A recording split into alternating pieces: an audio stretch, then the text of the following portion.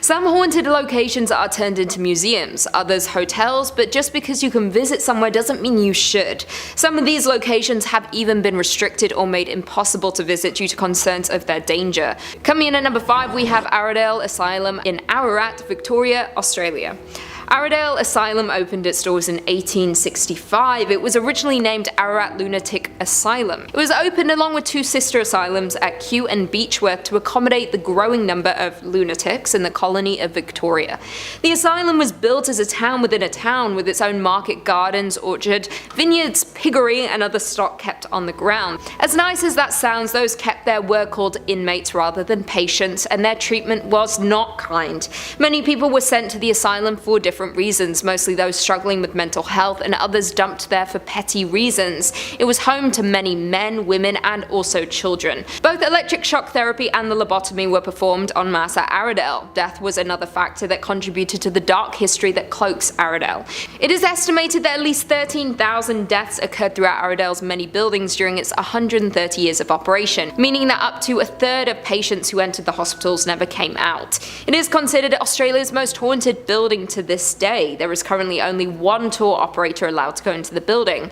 People who have visited the building have a lot of similar stories about various hauntings. Many experience a bitter taste in their mouth while visiting one of the offices. When this was looked into, it is revealed that one of the head doctors poisoned himself in that very room. Others felt a weird tingling in one side or all over their body while in the electric shock therapy room. Some see faces or shadows, others hear screams or banging. There is not much to be known about the people who died within the walls or who might remain, making it a very dangerous haunted location to any visitor. Coming in at number 4, we have the Bhangarh Fort, India. The ruins of a fort city built in the 17th century. Bhangarh Fort consists of fort walls, bazaars, havelis, royal palaces, and numerous temples, with 3 grand stories you can explore. But do not be fooled by the beauty of these ruins, as they are ranked as the most haunted fort in India. The place is considered to be so haunted, entry is restricted after sunset, so if you're wanting to explore, you will have to do it in the safety of the sunlight. It is known that there is a curse that hangs over the fort, put there by Singhir, someone who is well versed in black magic. He fell in love with the Princess Ratnavati, known far and wide for her beauty and kindness. Knowing he did not stand a chance with her, he enchanted her perfume so that when she used it, she would fall deeply in love with him. The princess found out about this and threw the bottle. As it flew through the air, it turned into a boulder and crushed Singhir. He was crushed under its weight, but before he died, he cursed the princess, her family, and the entire village. The next year, a battle was fought between the forces of Bhangarh and Ajabgarh, which led to the death of Ratnavati and most of the army. This was believed to be a result of the curse. It was due to this curse that no one in the village or fort could be reborn. It is forever condemned to desolation and is inhabited by ghosts. If any villager tries to build a roof, it apparently mysteriously collapses. The curse is said to have trapped the souls of those lost within the desolate fort. The guards keep watch to ensure no one enters after dark. It is not a safe place to be when the spirits awake at night.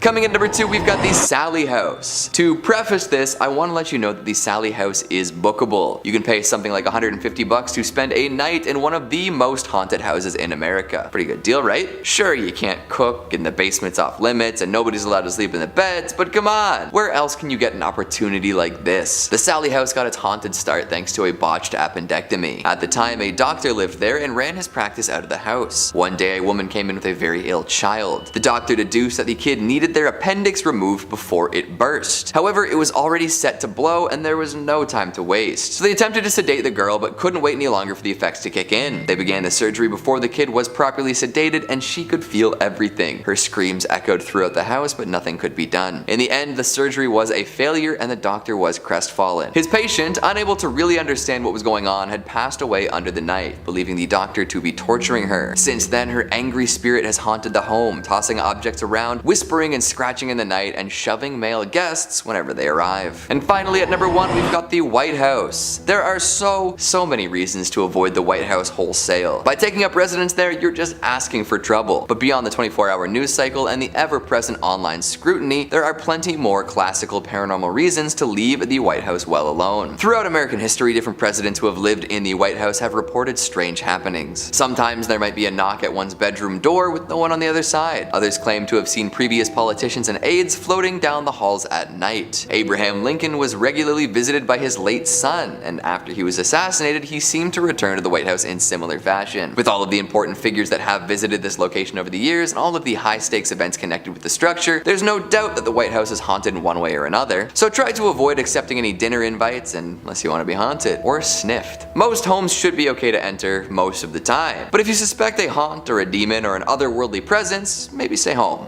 Unless you live in a haunted house yourself, then I don't know what to tell you. Number 5 on this list is the Trans-Allegheny Lunatic Asylum. Operating from 1864 to 1994, this asylum, like most of the entries on this list, has certainly been through the ringer. This place was meant to only house 250 people at its max, but on many occasions had over 2,400 people residing here. Everyone was crammed in like animals, and considering this building was never meant to see this many patients at once, the living conditions were pretty horrible. Whenever you cram that many people into a small space together, especially an asylum, some pretty nasty things will go down as well. Several murders have taken place here over the years, along with incidents of patients and workers taking their own life. The haunting of this location was pretty progressive and didn't come on all at once. Reports date back to the early 1900s and got increasingly more frequent as time went on. Eventually it became clear by the later 1900s that this was no longer a usable space and they needed to move on. This is why it shut down in 1994 and has no medical purpose at this point. In fact, now the only thing that it has is ghost tours.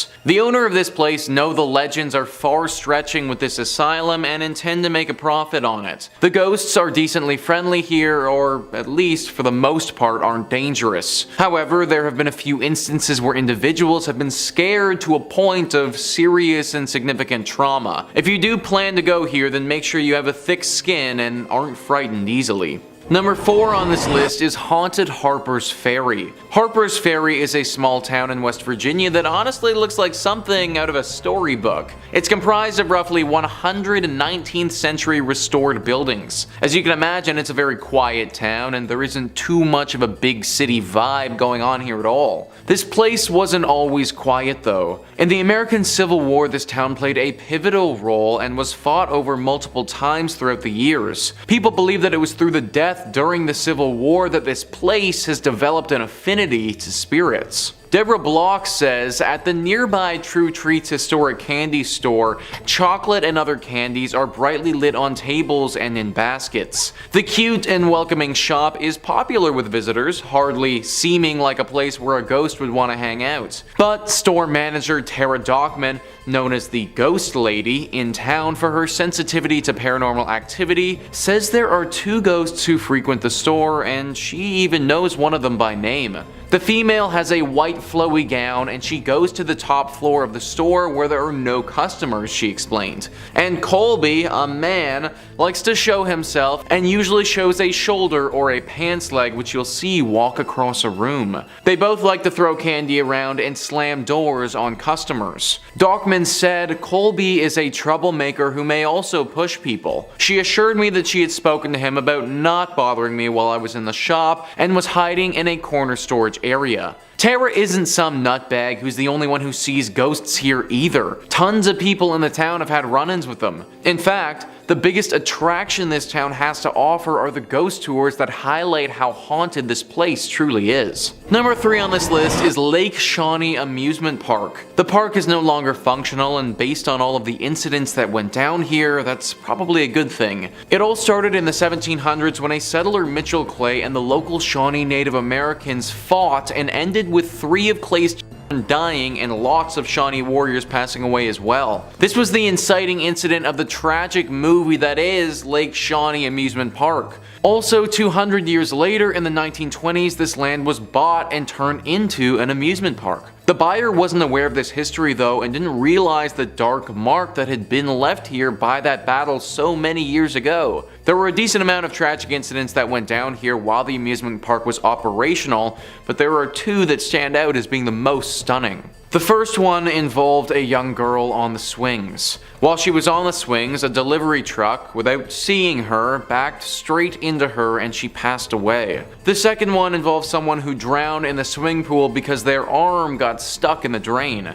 The amusement park had seen enough and shut down in 1966. It was roughly 20 years later that they discovered the history of this place and pieced it all together, assuming that a curse must have been responsible. Locals don't dare go to this place anymore for fear of this curse. It should also be noted that the few who have stepped foot on this place again have reported run-ins with that young girl who died so many years ago. It seems that this curse won't allow her spirit to pass on, and now she wanders the area. I'm sure that there are a bunch of other amusement parks in West Virginia that are a lot more fitting and functional than this one. Highly recommend avoiding Lake Shawnee altogether. Coming at number 5, we've got Lalaury Mansion. Few houses have the history and horror stories to match this New Orleans landmark. Over the years, many tales of terror have been attached to it, all with colorful characters and public intrigue at the center. If you do end up visiting New Orleans, make sure you're on the lookout when you're close to the Lalaury Mansion. Some folks claim that just being outside of the building can cause folks to feel intense negative energy. Let's delve into the details a little, why don't we? Anyone who's interested in New Orleans ghost stories undoubtedly knows about this mansion. Some forego the proper title and simply call it the Ghost House, which is a pretty apt descriptor. Since the 19th century, paranormal happenings have been reported stemming from the home. A lot of these rumors can be traced back to Delphine Lalaury, a woman who married thrice and lost her husband each time. In addition to her questionable track record with marriage, Delphine Lalaury also had slaves living on the property. Though common at the time, people looked at her a little differently for this, especially as it was said that she did not treat these people very well at all. In fact, a lot of the ghosts folks claim to see there are often traced back to the slaves that she kept. Some say that a young girl leapt from an upstairs window of the mansion, unwilling to continue living under the strict and cruel rule of Madame Lalaury. Others say that the slaves there would disappear from time to time, only to be replaced a little bit down the road. The scariest story though comes from the time that the mansion almost burned down. After a fire swept through the house, it was revealed that a group of slaves had been kept locked away in a hidden room, chained to the walls, totally emaciated. To make matters worse, rumors started to spread that Lalaury had performed horrifying experiments on them. From then on, Madame Lalaury was seen as a villain,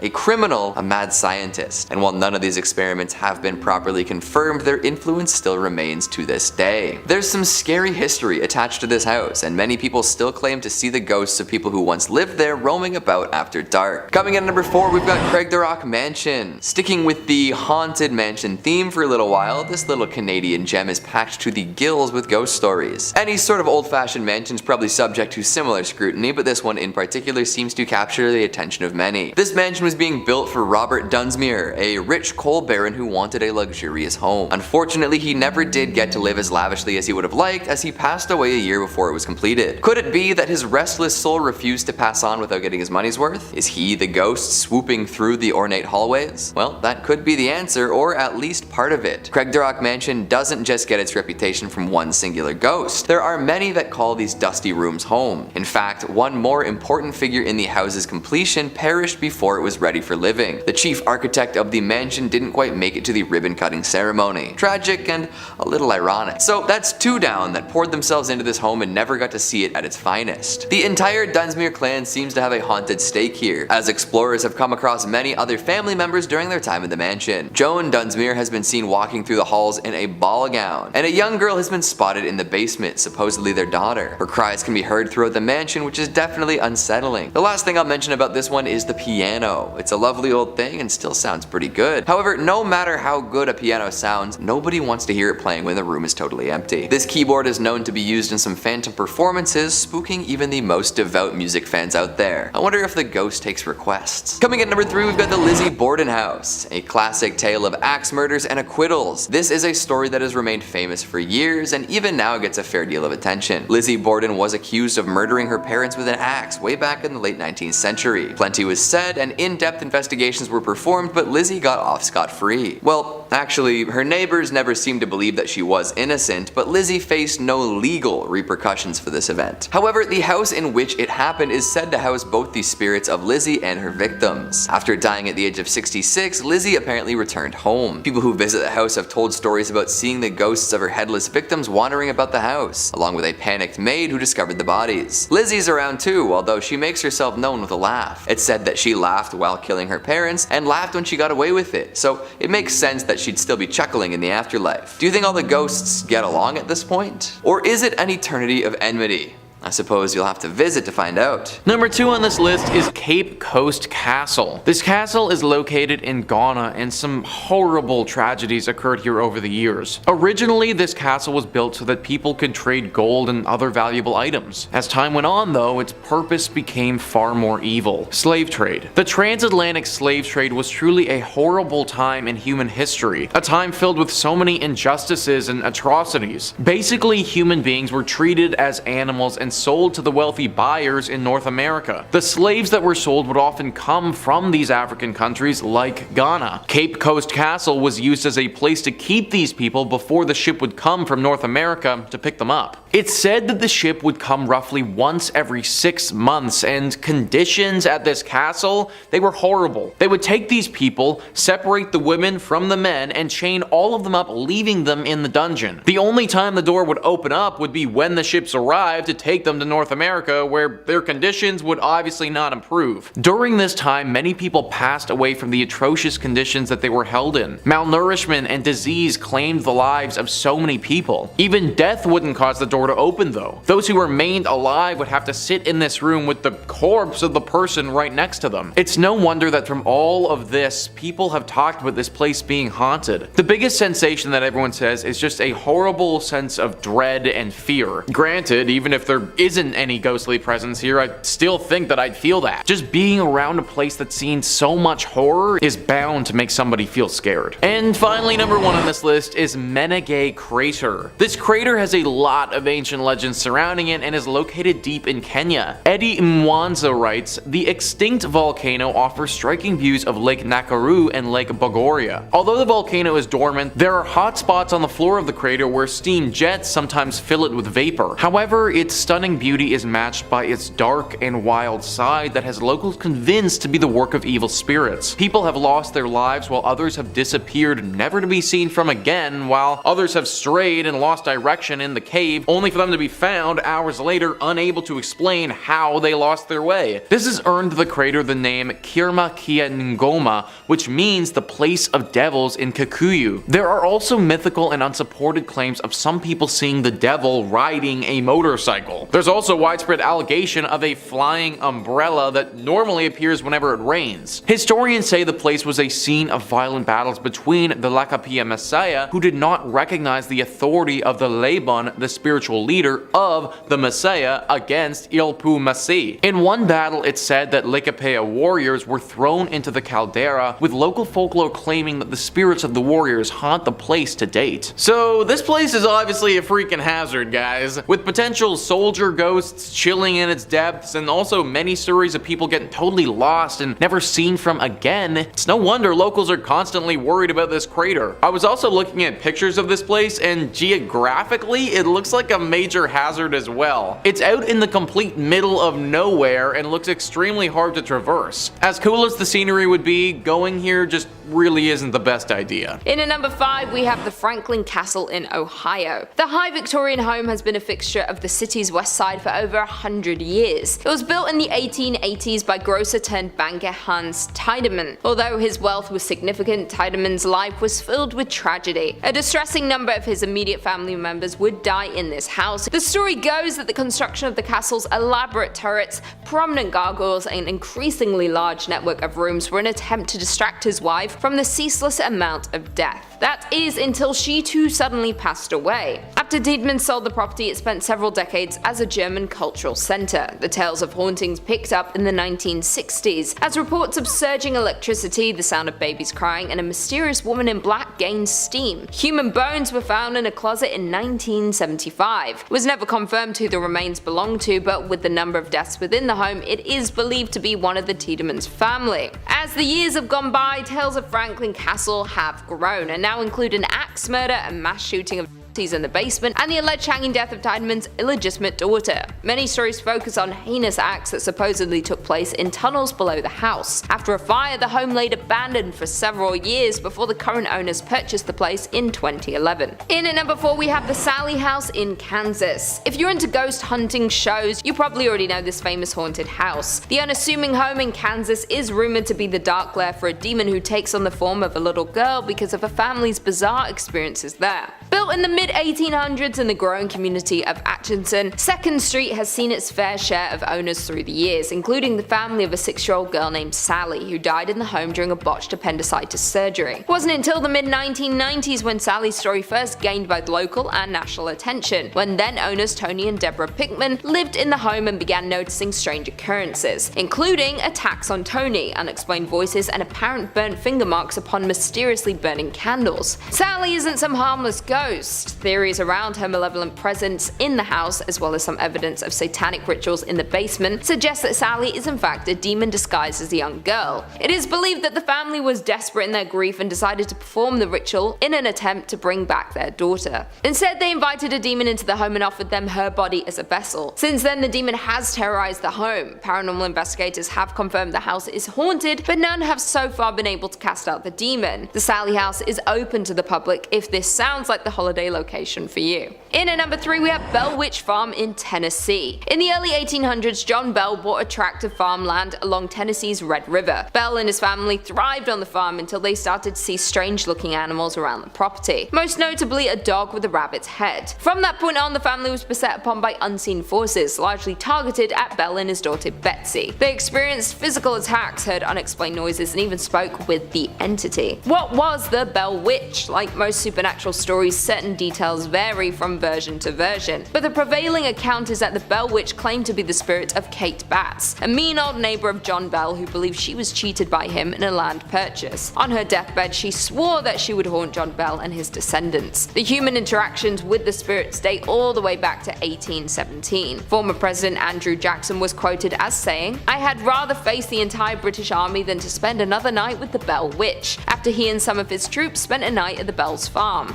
Over time, so many people travelled great distances to visit the Bell's home that it had to eventually be torn down for safety purposes in the latter part of the 1800s. The historic Bell Witch Cave has preserved some of the artifacts from the original cabin, such as a chimney stone and an iron kettle. You can see these articles along with some other artifacts, news articles and photos from the time John Bell and his family resided on the farm when touring the reconstructed Bell cabin. If you're interested in paranormal activity, or if you're a history buff, then the Bell Witch Cave and farm will definitely not disappoint. Number 2 on this list is West Virginia Penitentiary. Would this really be a most haunted place list if we didn't throw a prison on here? Paranormal activity usually favors places that have seen a lot of tragedies and sadness, and this penitentiary has definitely had its fair share. This prison opened up in the 1860s and was active for 119 years before finally being shut down. In that time, it saw over 100 executions, countless riots where people were either severely injured or died, fires, and an insane amount of human rights violations. All of this has led to what we have now, which is just a really haunted prison. Though the prisoners are gone, they're not forgotten, and by many accounts, the ghosts of some of the 998 men who died here still roam free. There's a shadow man that has been seen and even photographed. Staff of the prison have been accosted by unseen forces. Strange noises still echo throughout the cell blocks, and something dark lurks in the bowels of the building.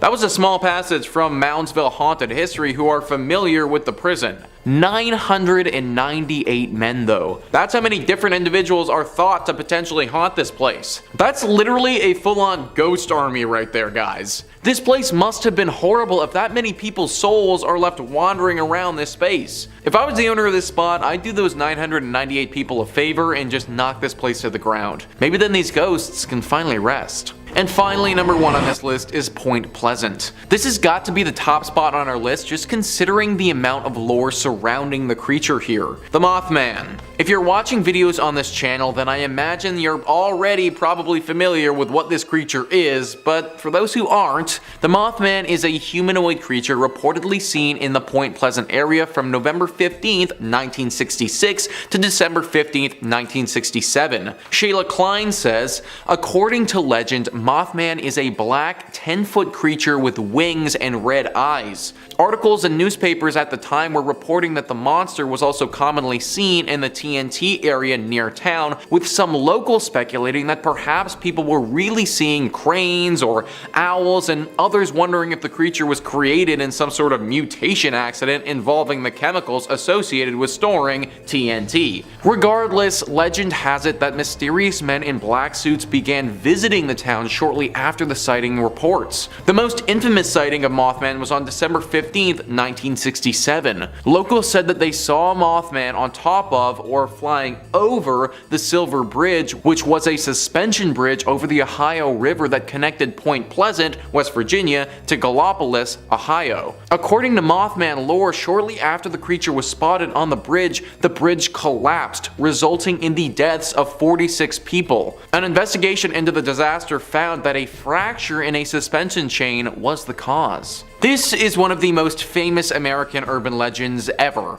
The amount of people who saw this creature during this period of time and the fact that high-ranking secret officials started to investigate it all point to its legitimacy. It was active for about a year and then just totally disappeared though, and nobody knows what happened to it. The leading theory is that the government was able to capture whatever it was and probably took it to a secret base to study it. If that's the case, then Point Pleasant is most likely safe now, but be wary of what's flying over top of you if you do decide to go here. Coming in at 5, West Virginia Penitentiary. Opened all the way back in 1875, the West Virginia Penitentiary in Moundsville is said to be one of the most haunted prisons in the states. The first building constructed on the site was the North Wagon Gate, which was made with hand-cut sandstone. The state used prison labor during the process, and work continued on this first phase up until 1876. Following completion, the prison consisted of the North Wagon Gate, north and south cell blocks, a kitchen, dining area, hospital, and chapel, as well as a 4-story tower connecting the 2 administration buildings. The prison also included space for female inmates and personal living quarters for the warden and his family. Once the prison opened, it housed 251 male inmates, including some who helped construct the prison where they were incarcerated. The condition of the prison worsened throughout the years, and the facility was eventually ranked as one of the top 10 most violent correctional facilities. On Wednesday, November 7, 1979, 15 prisoners escaped from the prison, one of them being Ronald Turney Williams, who was serving time for murdering Sergeant David Lilly of the Beckley Police Department. He managed to steal a guard's weapon and reach the streets, where he encountered 23-year-old off-duty state trooper Philip S. Kesner, who was driving past with his wife. Kesner attempted to take action against Williams, but he was shot in the process. The prison was home to riots, fires, and nearly 100 executions during its time in operation. To this day, visitors have reported sightings of phantom inmates and a shadow man wandering the premises, as well as unexplained voices and cold spots. You can take tours around this haunted penitentiary and even view the electric chair dubbed Old Sparky. For you brave souls out there, you can also do an overnight session if you dare. Coming in at 4, North Bend Rail Trail Tunnel number 19. North Bend Rail Trail is located in Ritchie County in West Virginia and is a favorite for hikers, cyclists, and horseback riders traversing the 72-mile-long trail. However, proceed with caution if you wind up in the area, particularly around tunnel number 19, also known as the Silver Run Tunnel. History goes that on one foggy evening in 1910, an engineer spied a young woman in a flowing white dress standing on the tracks. He brought the train to a stop, but when he searched for the woman, she had vanished. He wasn't the only one to spot her either, many of his predecessors had as well. No one quite knows the origin of the woman in white, although some bones were found under a house near the tunnel. Some people say you can still spot her. Now, those who explore the tunnel are advised to bring a flashlight even during the day, with the tunnel being over 1,376 feet long, which is beyond sunlight's reach. You have been warned. Coming in at 3, Droop Mountain Battlefield. On November 6, 1863, the Battle of Droop Mountain occurred in Pocahontas County, West Virginia during the American Civil War. Confederate forces engaged but failed to prevent Union forces under General W. W. Averill from a rendezvous with other Federal troops in a joint raid on Confederate railways. Droop Mountain was one of the largest engagements in West Virginia during the war and essentially resulted in the Confederate collapse. The battle battlefield site is now preserved and administered by West Virginia as a state park, and the unknown Confederate dead are buried in the Confederate Cemetery at Lewisburg. A wooden observation tower, hiking trails, and picnic tables mark the grounds where the Civil War soldiers fought, died, and some say still remain. Many visitors have reported sounds of galloping horses and sightings of the ghosts of headless Confederate soldiers, as well as one soldier lying asleep against a tree. Number 3 on this list is the USS Lexington.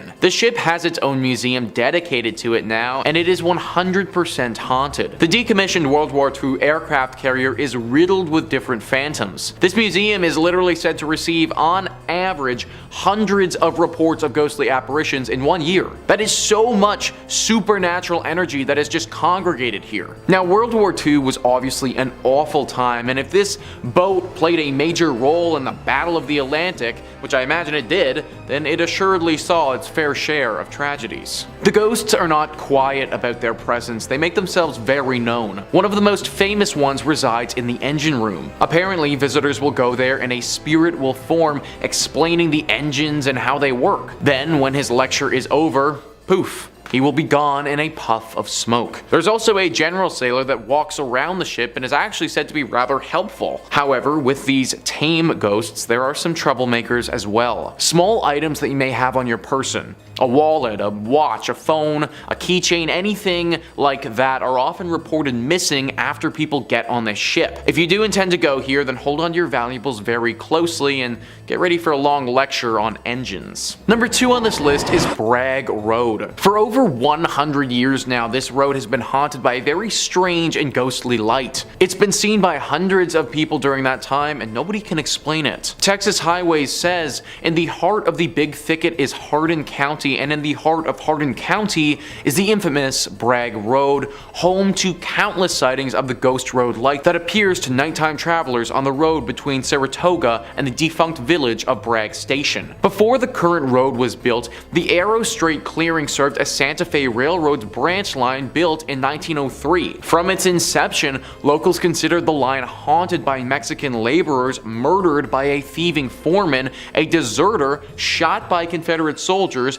a hunter lost forever in the woods, and a decapitated railroad brakeman searching for his head. But all the stories share a common theme, a floating orb of light. The road replaced the railroad tracks in 1934, but the light remained, seen by hundreds of people over the decades. In the 1960s, Archer Fullingham, editor of the County News, spread its notoriety in articles. National Geographic published a clear photo of the light in a 1974 feature about the Big Thicket. Texas folklorist Francis Albernithi documented sighting stories from the old-timers and young folks alike. In 1997, Hardin County designated Bragg Road as Ghost Road Scenic Drive Park. A pretty road through the woods in the daytime turns into a spooky spot for supernatural sightings by night. Word is the most auspicious times to see the light are on moonless autumn nights. What the heck is this light that has been haunting this place for all these years? Even National Geographic, a very highly reputable column, has posted stories on it with actual photos including it. If it's a manifestation of some of these ghosts, then which ghost is causing it, and maybe more importantly, is it dangerous? If you want to find out, then you need to head to Bragg Road and look for yourself, but I wouldn't recommend it, honestly. And finally, number 1 on this list is the Yorktown Memorial Hospital. This hospital is definitely up there as one of the most haunted spots in Texas, and could even make a play for the most haunted spots in America. It was built in the 1950s and managed by the Roman Catholic Church for a few decades before eventually closing down in 1986. Then for 8 more years until 1992, it was a drug rehab facility, but finally in 1992, it closed for good. Since then, it's been abandoned and gained some very serious ghostly legends by the locals. One of the most famous demonic creatures that resides here is this black specter with bright glowing red eyes. It's not shy either and will attack you if you're here alone or in a vulnerable state. This is the most famous of the presences here, but it isn't alone. The ghost of a man who appears to have a bullet wound directly in his forehead is also said to live here. His ghost is a lot less forceful than the dark demon though, and is said to just show himself to visitors rather than attack them. The spirits of nuns are said to be on the second floor though as well. These spirits are similar to our demon creature and will claw and scratch at people who decide to come here. Along with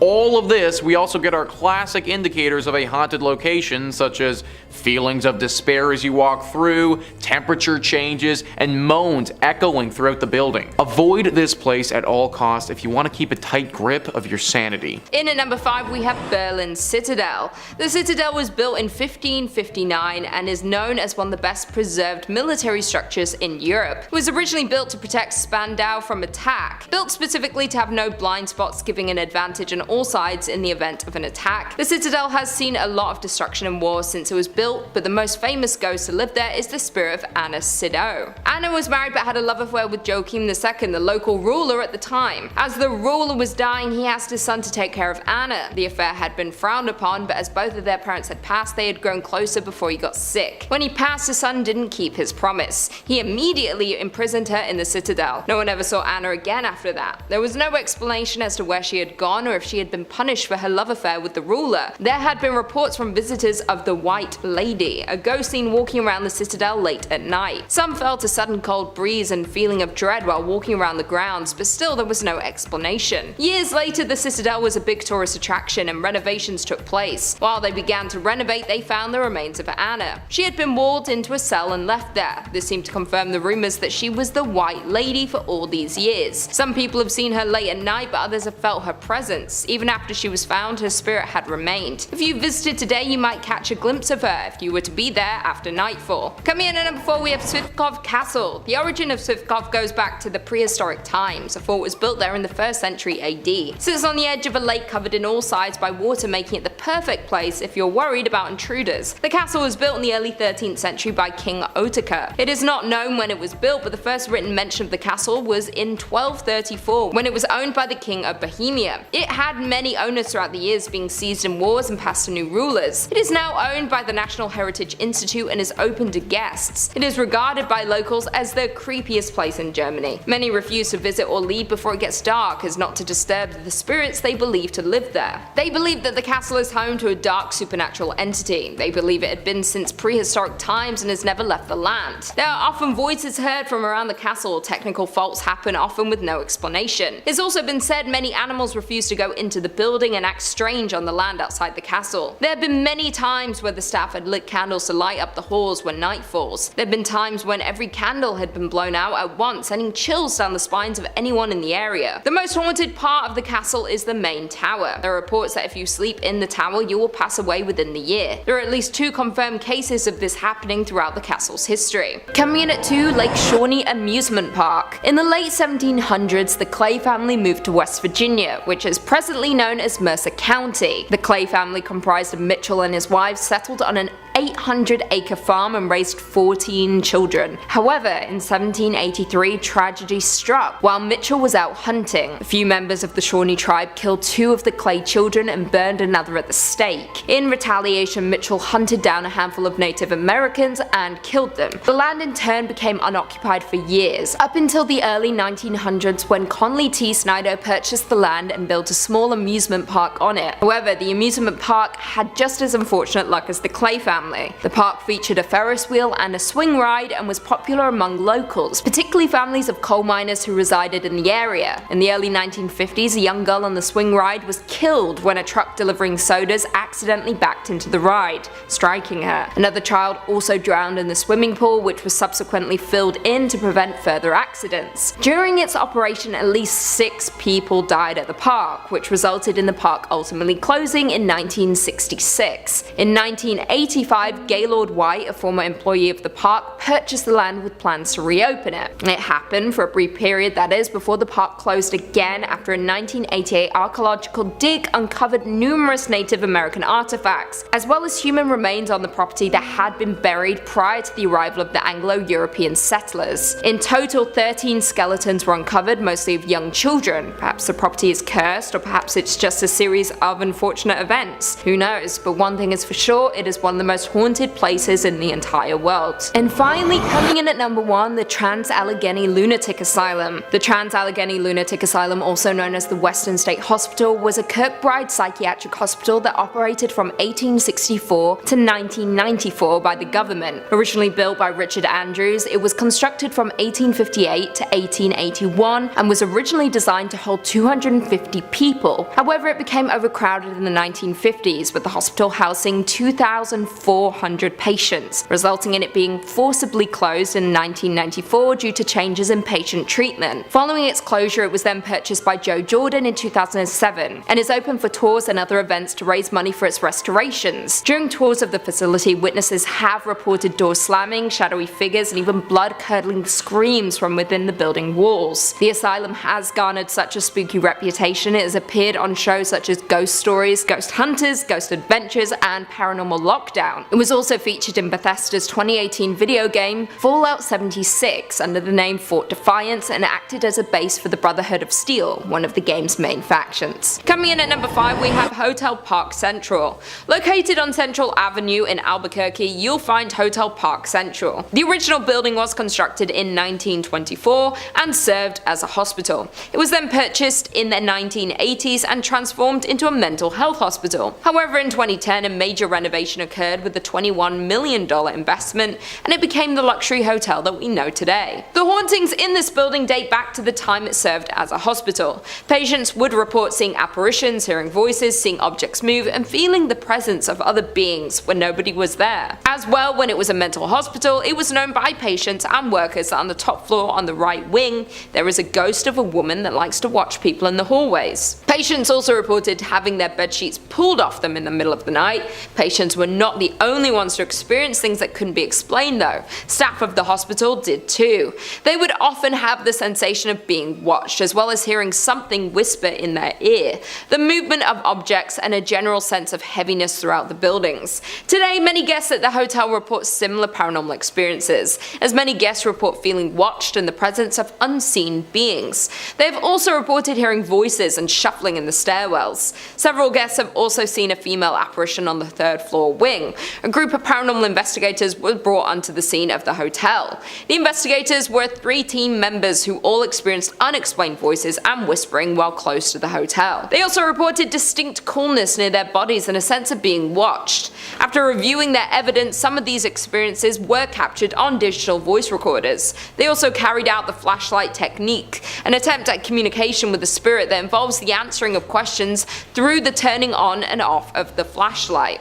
This was a success, with several responses captured on video. In at number 4, we have the St. James Hotel. Built in 1972 by Henry Lambert, the St. James Hotel was established. Found in Cimarron, New Mexico, the hotel is known to be one of the most haunted places in America. The St. James Hotel is said to remain host to several restless spirits. Both the owners and the hotel guests will tell you that many unexplained events haunt it. Several psychics have visited the hotel and specifically identified 3 spirits and many others who passed through to relive their experiences. The hotel's 2nd floor is the most active, with stories of cold spots and the smell of cigar smoke lingering in the halls. A prior manager commented about the spirits that linger in the hotel and said, "You never see them, but you do feel and hear them." Another report from a former owner states that she walked into the dining room and saw a pleasant-looking cowboy standing behind her in the mirror on the front of the bar. The spiritual activity of the hotel has been featured on the popular television show Unsolved Mysteries and A Current Affair. Room 18 at the hotel is kept locked because it houses the ghost of an ill-tempered Thomas James Wright,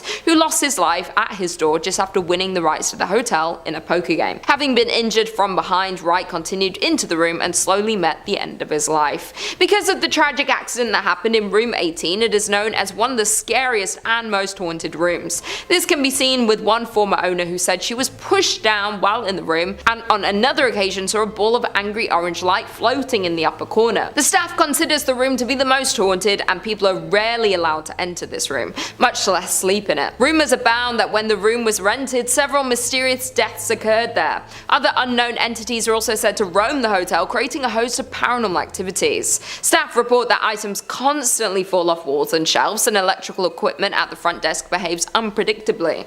Others have reported cold spots throughout the historic inn, lights that seemingly turn on by themselves, feelings of being being watched by unseen eyes, and cameras that ceased to work inside the hotel strangely returning to normal after leaving St. James. Coming in at number 3, Castle of Good Hope in South Africa. This oldest colonial building in South Africa, the Castle of Good Hope is a pentagonal fortress built by Dutch colonialists in the 17th century. The well-known landmark is central to the history of Cape Town, having served as the seat of government and military operations for 2 centuries. The first ghost was spotted in 1915 when the apparition of a tall gentleman was seen jumping off the side of one of the castle walls and then walking between the bastions Leerdam and Orange.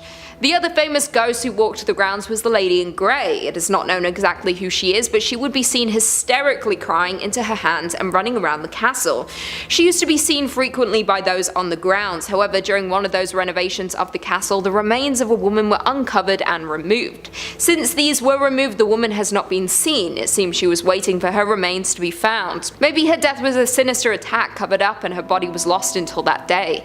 The castle today has 3 museums and often tours of the old buildings. Be careful if you visit though, as it appears the spirits who have existed there were not happy ones.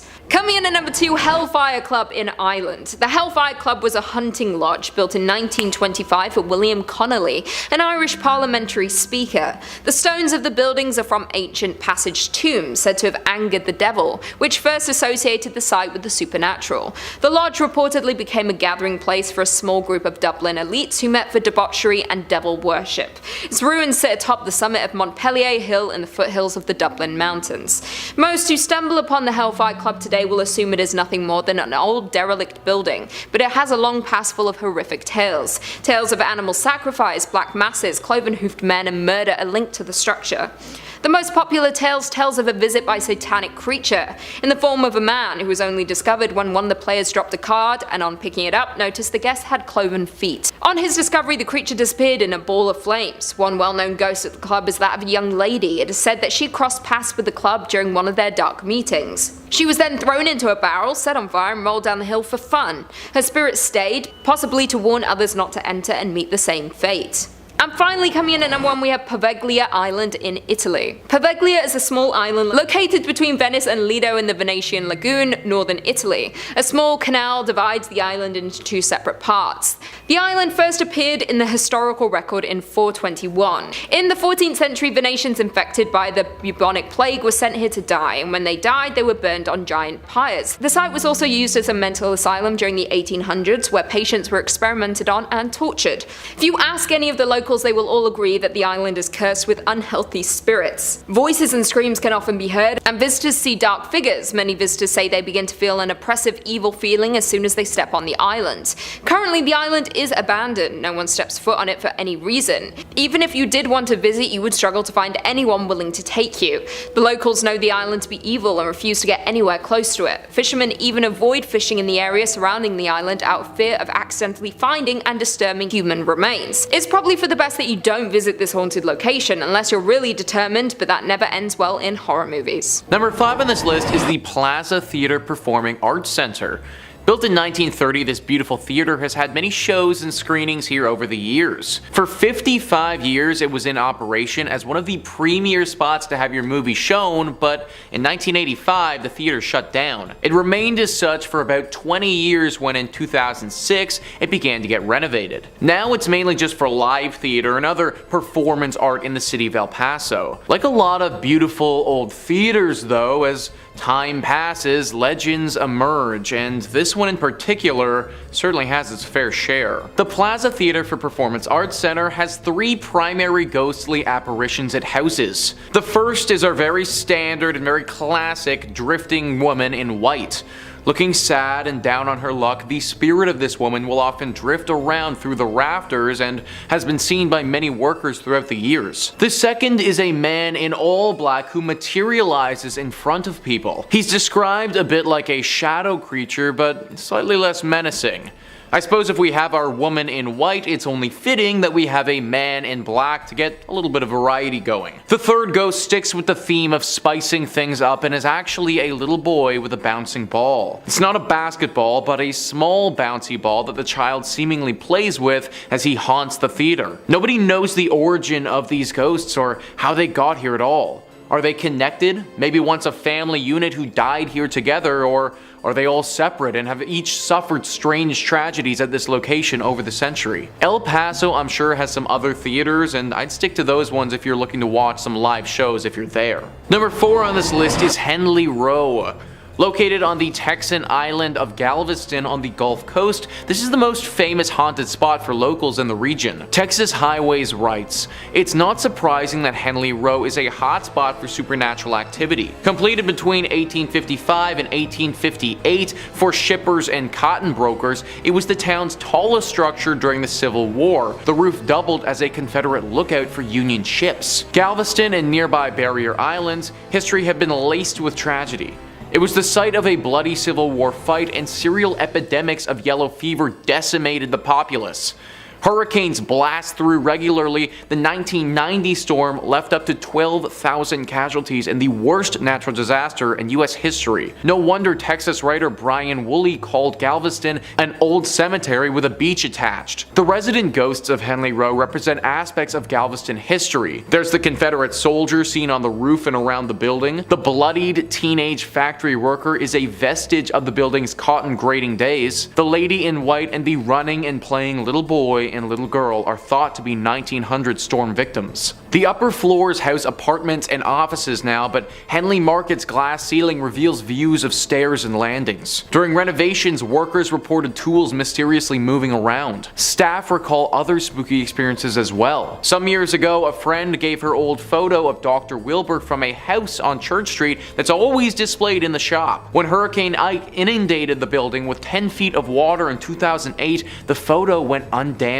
while many other things were destroyed. Every year on November 1st, employees construct an elaborate Day of the Dead altar that includes the photo and lighted candles. Before closing, the staff follows a 3-person backup routine to ensure the candles are completely extinguished, even dousing them with water. Yet almost every single year, 1 or more candles are burning the next morning. I can't imagine working at a place where we had to light candles for our ghost altar. Like, that action alone would make me want to quit immediately. I suppose the one good thing is that the ghosts here don't appear to be particularly evil or wanting to inflict harm. Still though, waking up and heading to work is already a tall task as it is, but knowing that there's a dead little boy and girl waiting there, yeah, that's a solid no-go for me. Coming in at number 3, Osnabrück. Osnabrück was once the site in a major pagan temple and burial area. The pagans decided that they would attempt to convert the German people to the Christian faith. This led to a massacre taking place at the temple. The local forces took the lives of those there, including the priests. They then desecrated the graves and broke their altar stones. The pagans built their temples and buried the dead on sacred land. It is believed that this act disturbed the deep magic infused in the land. Now, every year during the winter solstice and summer equinox, something strange happens on the land. Strange orbs of light have been seen moving around the area. Screams are heard from miles away. Stains appear on the stones that still lay there today. Although the town have now been built away from the graveyard, you can still visit today. Many locals avoid the land as the spirits there seem angry about what happened to their descendants. It is thought these spirits wield great power and could have revenge when and if they choose to. If you do choose to visit, you need to be warned to be respectful. Do your research before and careful when you arrive. Many have reported seeing terrifying things or feelings like being watched while there. No one visits during the solstice and equinox, as this is when the spirits are the most active.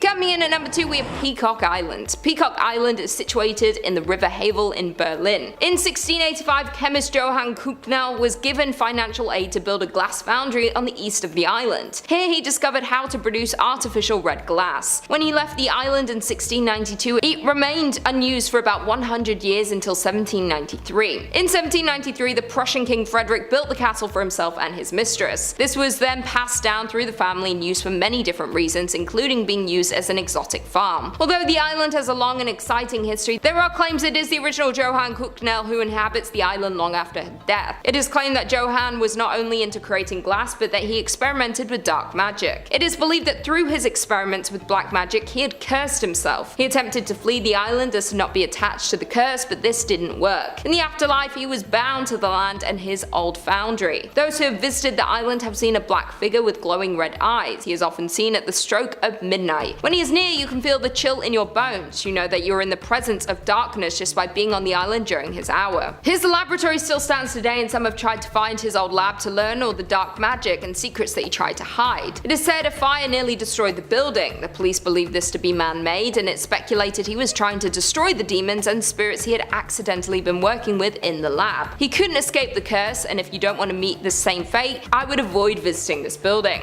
And finally, in at number 1, we have the Woldneil Hostert School. The school was first built in 1913 and then closed in 1937 when it was then used by the National Socialism Party. They wanted to use the building as part of their euthanasia program. They wanted to make their bloodlines pure and strong, and they had the idea to use the building to house anyone who was not seen as genetically healthy. All those with hereditary illnesses or who were severely mentally and physically handicapped were classified as lives unworthy of life. They would invite the people they deemed to fall into this category to live in the facility before they would eliminate them. According to data collected, more than 260,000 people fell victim to their war against sick. This was just one of many of these facilities run around Germany. With all of the horrible acts committed here, it is no surprise that it is haunted with the lost souls. The people lost here were taken suddenly, and their spirits remain unable to pass on. Some people who have visited reporting hearing blood-curdling cries coming up the walls in every direction. Others have seen shadows darting from room to room as though they are watching those who walk there. Other ghosts have been seen looking through the windows or sitting inside the rooms late at night. They don't seem to have bad intentions, but they seem to be distraught, which can be equally as dangerous if you were to stumble across them unknowingly. Some even claim to see children who have disappeared as soon as they were noticed. The stories from those who have visited are terrifying and chilling to hear. It is enough to warn anyone away from attempting to visit the old school. Number 5 on this list is the Castle of Good Hope. This castle is located in South Africa and is on a lot of people's worldwide list of the most haunted spots. A main reason for this is simply how many ghosts reside at this place. It's one of the oldest buildings in Cape Town, and it was initially a fort built by the East India Trading Company. Today it houses the ghosts of Lady Anne Bernard, a soldier, and Governor Peter Gisbert van Noort. All of these ghosts have different origin stories and come from different times. Lady Anne Bernard was the first lady of this colony, and she died many years ago under some very mysterious circumstances. Her ghost is said to frequent this spot and will make herself known to visitors. The soldier in question apparently hung himself in the bell tower many years ago as well. This tower has been reported to ring itself with nobody near it at all, and many think that it's the ghost of this soldier that's responsible. And the last is the governor. And this was apparently a very cruel man who would send soldiers to the gallows for his own sick amusement. Apparently one soldier, before being killed, put a curse on him, and after the soldier died, the governor was found dead in his own office of a heart attack. Now his ghost forever wanders the castle in search of rest. Apparently the modern day soldiers that have to patrol this place don't even walk through it at nighttime, but they walk around it for fear of these poltergeists. Not a spot that I'd recommend visiting if you ever find yourself in South Africa. Number 4 on this list is Table Mountain. Table Mountain is located in Cape Town as well, and is a large and intimidating mountain that overlooks the city. Travel Triangle says, no matter how brave-hearted you are, you would surely get the scariest of experiences of your life here. It's believed that the governor of Cape Town had an enemy among one of the citizens of this town. In order to take revenge, he gifted the son of the governor a beautiful flute. Unbeknownst of the fact that it was used by a leprosy earlier, the boy enjoyed playing it. After playing it for a few days, he became so ill that he was forced for expulsion at a hut in the Table Mountain. He played his flute there until he died. The local people of the area say that the mournful tunes of flute are still heard in the dark, lonely forest. The story doesn't go on to say what happened to the man who gifted this child with the flute, but one can only assume that the governor had something to say about it. The story itself is really sad though, and watched as an innocent was killed. It makes sense why their ghost would still haunt this mountain today. Also, who knows what happened in those last final days of life in the hut on the mountain. Potentially it was something paranormal which has led to the continued haunting. Number 3 on this list is Baron Empain's Palace. So this palace is located in Egypt and is apparently one of the most haunted. Usually when we think about haunted spots in Egypt, we think about the pyramids. And truthfully, they should probably make this list as well. But today I wanted to pivot and shine some light onto this place, which is arguably just as cursed. Travel Triangle once again writes, people nearby and guards around the palace have seen ghosts and have heard weird voices coming out of this now abandoned place. It's believed that Baron, owner of this house, used to live here with his wife, daughter, and other family members. Baron's wife died in this palace in very mysterious circumstances. It's also believed that his wife was unhappy with Baron due to his extramarital relationships. This made the daughter undergo severe pain and depression, and after a few months, she also passed away under mysterious circumstances. Baron died, and people aren't sure exactly how he died either. Due to the jinxed and haunted experiences the other relatives had long left the palace. The site has been very popular among ghost finders and Egyptian tantrics, but after the haunted experiences increased, the palace has been shut down for visitors, although one can roam around the exteriors of this place. This is among the spookiest haunted places in Egypt. Whenever 3 people die just unexpectedly like that with mysterious circumstances, there's always bound to be a legend around it. The fact that so many visitors and guards have seen evidence of potential poltergeists though, kinda really leads me to believe that something must be up with this place. Some of the stories are conflicting though about what ghostly apparitions are really out and about. Some accounts have talked about Baron himself walking around this place, whereas others have told tale of a mysterious ghost that isn't really connected to the family by blood. This ghost is thought to be of somebody who worked for Baron and was actually killed in this place. This ghost then came back to haunt the family, and it's what caused their unexpected deaths in the first place. It's really too bad that it has to be this way too, because the palace itself is beautiful on the outside, and I imagine that the inside is just as nice. Still not worth the risk of visiting though, considering its current In at number 3 we have Kimo Theater. Built in 1927, this grand palace of a theater certainly is a masterpiece of Pablo Deco fused with Art Deco. The creation of this beautiful southwestern style theater was financed by a hardworking wealthy entrepreneur, Oreste Bacecchi, who wanted to fulfill a lifelong dream of building a grand theater which would rival other larger-than-life movie palaces that were springing up around the United States. A large fire in 1963 destroyed Kimo Theater's iconic stage and much of the building, prompting the Bacecchi family to demolish it. In 1977, the same year, the theater was listed on the National Register of Historic Places. The citizens of Albuquerque voted to purchase Kimo Theater at a steep discount. In return, the city of Albuquerque offered to fund the restoration of the landmark attraction. With the change of hands, local restoration experts were hired to restore Kimo Theater to its former glory. The hauntings of Kimo Theater can be traced back to a freak accident that happened in the late afternoon on August 2nd, 1951.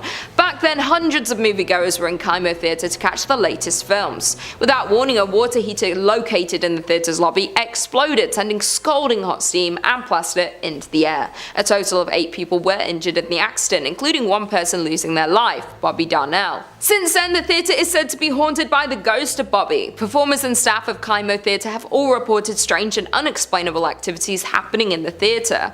In particular, donuts placed backstage for performers would often go missing. To appease the spirit of Bobby, an altar was erected beneath the stairs to the dressing rooms. Toys, sweets, and donuts would be placed before every major performance to ensure the success of each show. Those who didn't would face a disastrous performance. Kimo Theater's technical manager Dennis Potter recounted an incident in December 1986 when the donuts were removed by Andrew Shear, director of A Christmas Carol, just minutes before the first show. It did not take long before the disaster occurred. Electrical cables fell, lights exploded, doors on the set opened without warning, and performers had forgotten their lines. After the end of the disastrous show, the donuts were promptly replaced and the next show went off without a hiccup. However, an interview with Andrew contradicted the Potter's story, with the former claiming that the donuts were never removed or replaced. Apart from the unexplainable disruptions, staff working at Kimo Theater have also reported seeing the ghost of Bobby, dressed in a striped shirt and blue pants. The ghost of Bobby is often seen loitering on the lobby staircase looking for the next victim of his harmless shenanigans. In at number 2 we have La Fonda Hotel. Standing in Santa Fe, New Mexico, there is the historic La Fonda Hotel.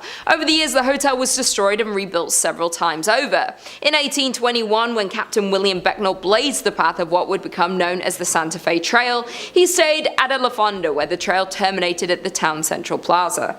As more and more pioneers traveled the Santa Fe Trail, the La Fonda became a popular destination for trappers, traders, mountain men, soldiers, politicians, and the like. The current La Fonda was built in 1922 on the site of the previous inns. In 1925, it was acquired by the Atchison, Topeka Santa Fe Railroad, which leased it to Fred Harvey. For more than 40 years, from 1922 1926 to 1968, La Fonda was one of the famous Harvey houses, a renowned chain of fine hotels. Today, the La Fonda Hotel is said to host not only travelers visiting Santa Fe, but also several ghosts. Some people believe that the Honorable Judge Slough continues to walk its hallways. However, more often reported is the ghost of the distraught salesman who jumped into the well after losing all of his company's money. The hotel's dining room, called the La Plazuela, is situated directly over the old well, and both guests and staff alike have reported the sight of a ghostly figure that walks to the center of the room, then seemingly jumps into the floor and disappears. Other reported phenomena include a ghost that haunts the Santa Fe room, as well as the spirit that walks the hallways near the La Terraza, a restaurant located on the east side of the hotel's third floor. In the 1970s, a ghost reportedly called the front desk to complain that someone was walking up and down the hallway in front of his room. When an employee was sent to investigate, he saw a tall man in a long black coat disappear into a stairwell.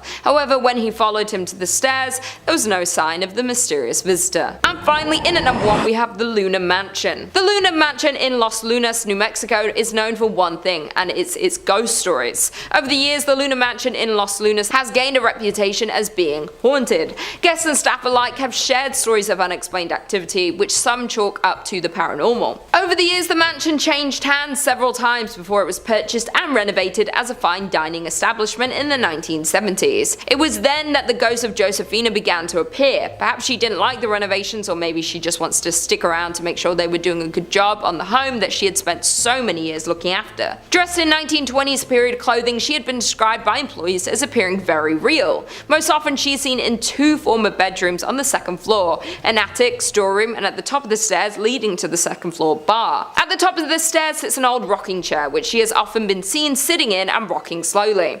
On one occasion, when an employee approached the ghost, she simply stood up and then slowly vanished. More often she is seen walking up and down the stairs, a habit that has been so commonplace that employees barely notice anymore. Where there's one spirit, others seem to follow, and more ghostly apparitions have been seen at the mansion. One of these is a former servant named Cruz, who was thought to have been a groundskeeper. Most often seen on the main level, he is said to be particularly friendly to women and children and likes to play practical jokes on the employees and patrons. On one occasion, he was seen sitting on a sofa as if waiting to be served. Dressed in vintage attire, the man was relaxing patiently when a waitress asked another staff member why he hadn't been served. However, the response was, "What man?" And when the waitress looked back to the sofa, the vintage spirit faded away. Kicking off the list at number 5, the Landmark Inn. Located in the upper peninsula of Michigan, right around Lake Superior, you'll find the Landmark Inn. Yeah, nice and cute and cozy. Come on in, take your coat off, stay a while. This fancy hotel was originally built in 1930 as a luxury accommodation for wealthy business owners from all around the United States. Sounds like a good time. Let's gather, let's talk shop around candles. These business owners would visit the Landmark to check on their business interests, all that good stuff. Though for its 100 years being open to guests, the hotel has had multiple reports of, you guessed it, ghosts and paranormal activity. It's so common at the Landmark Inn that the ghost hunters and paranormal investigators,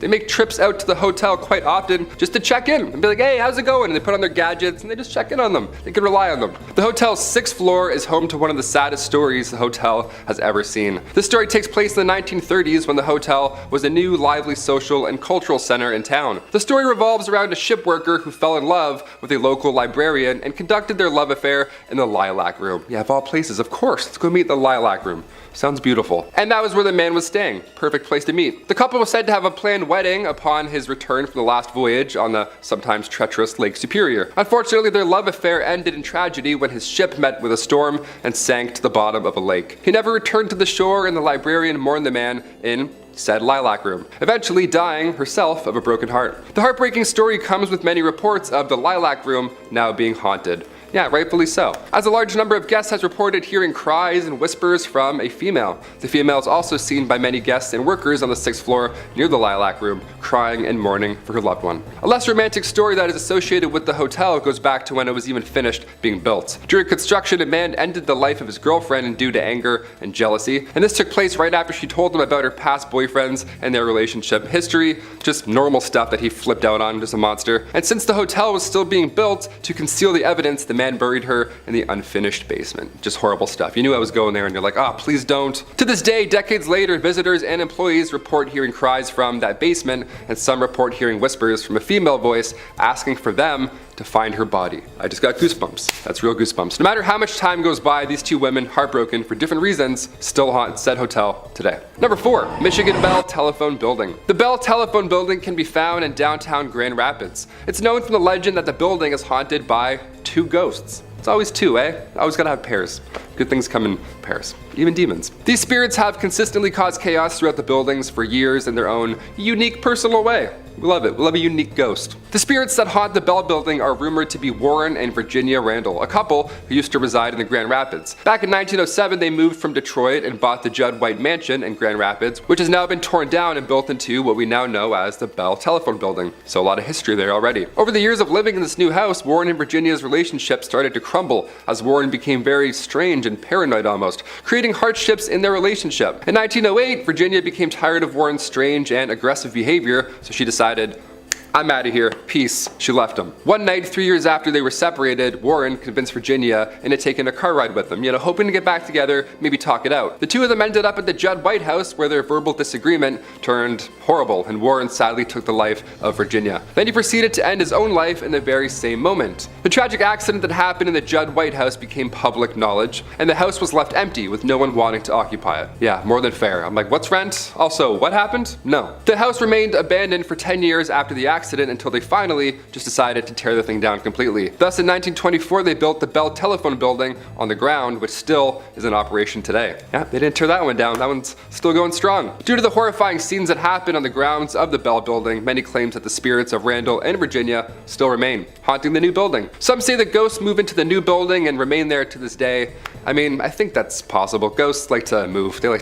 They can go through walls. They can probably relocate. Through the years of operation in the office building, visitors and employees all report being harassed by strange late-night calls, which have been traced back to be coming from inside of the building itself. Yeah, inside the house. You guessed it. It's upstairs. That's so scary. Due to this and the strange, eerie feelings that the employees feel while they're even working, it's safe to say Randall and Virginia may remain on the grounds. Most likely. They're definitely there. It sounds like they're there. They're for sure there. Number 3, the Henderson Castle. Established in 1895, this castle is a hub for many spirits and paranormal activity. I mean, it's a castle.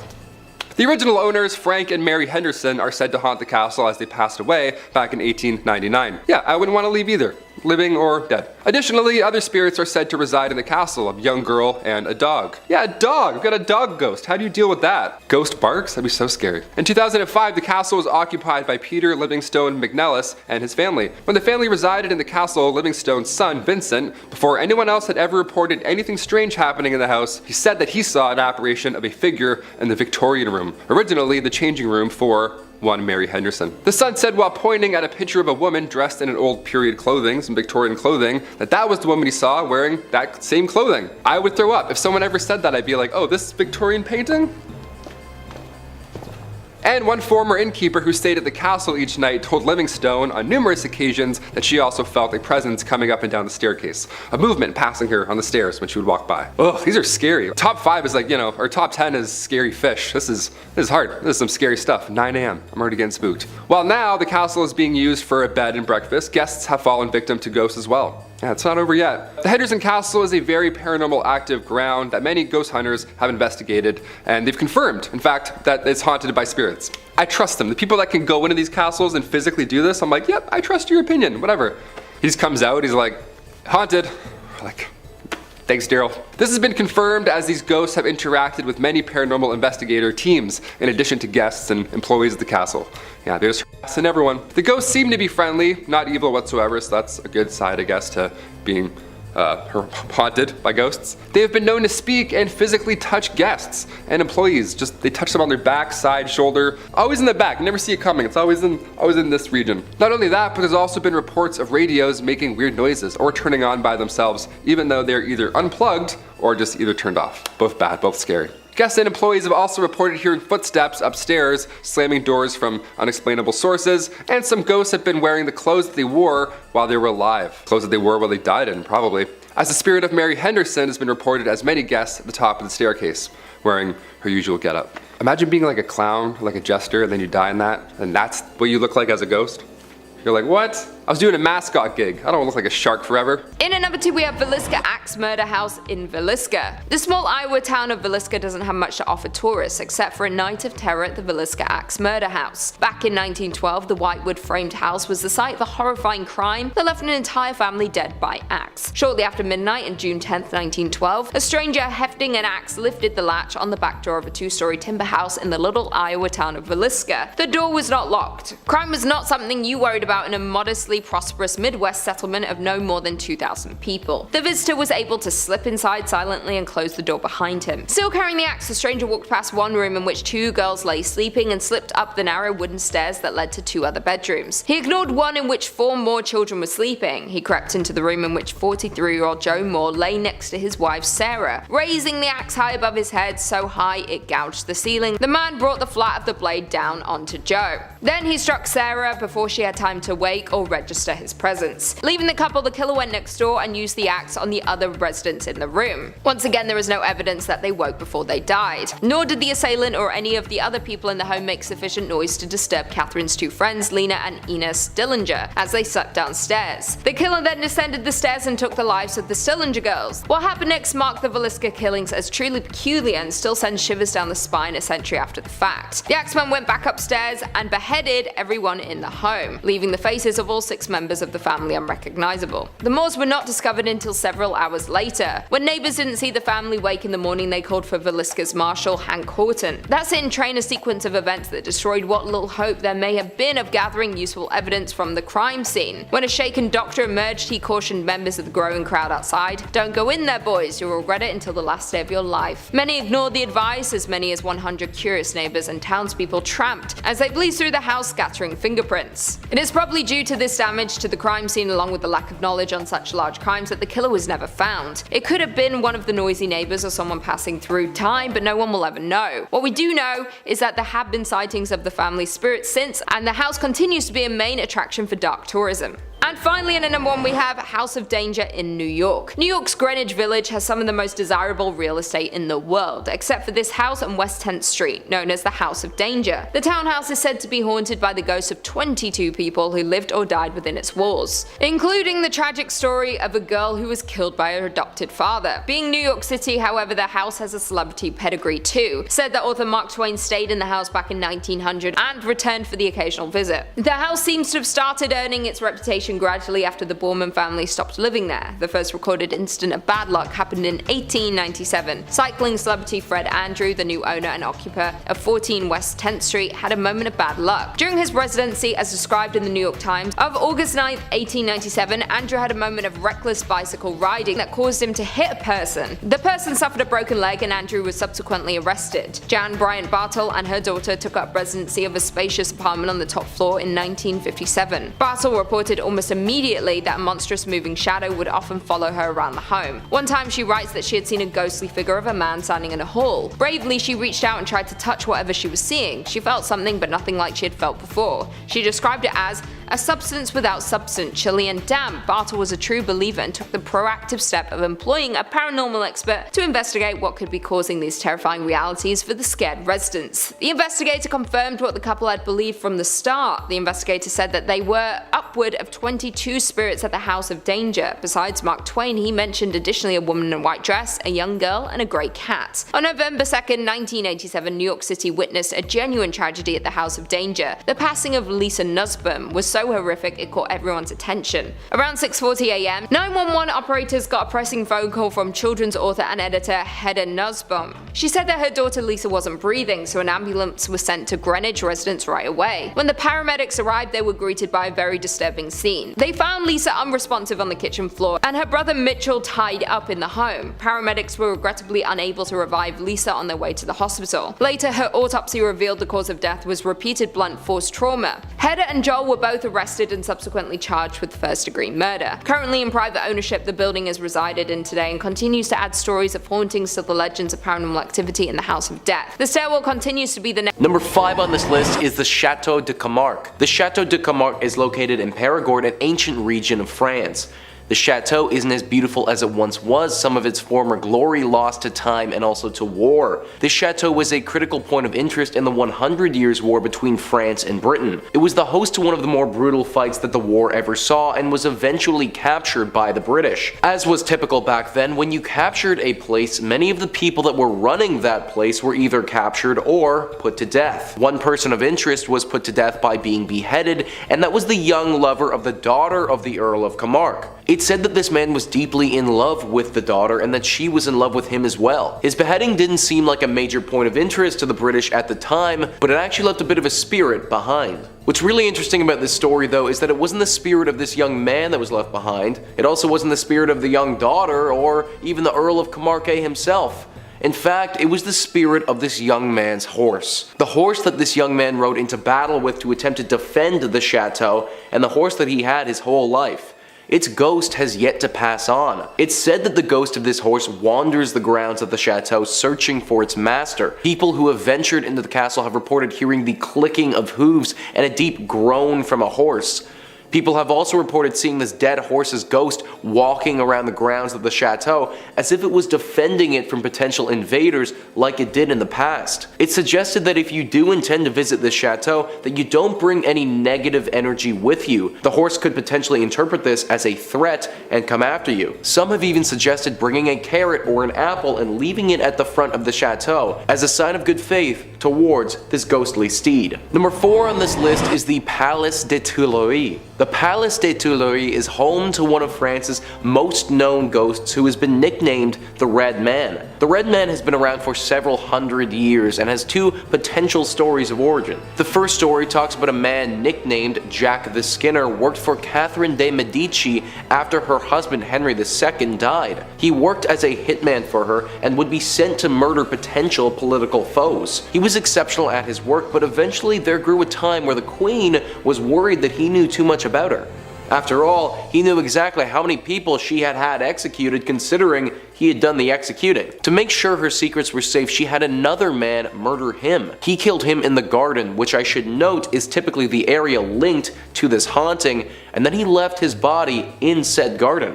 When he came back to fetch the corpse, it was missing. Then, the Queen's astrologist told her that he foretold some great disaster happening to the people of Tuileries and that John would be at the forefront of it. Since then, whenever the Red Man appears, it's said that a tragic event will happen to the people surrounding his appearance. The second origin story is that when this palace was built, the Red Man was already there.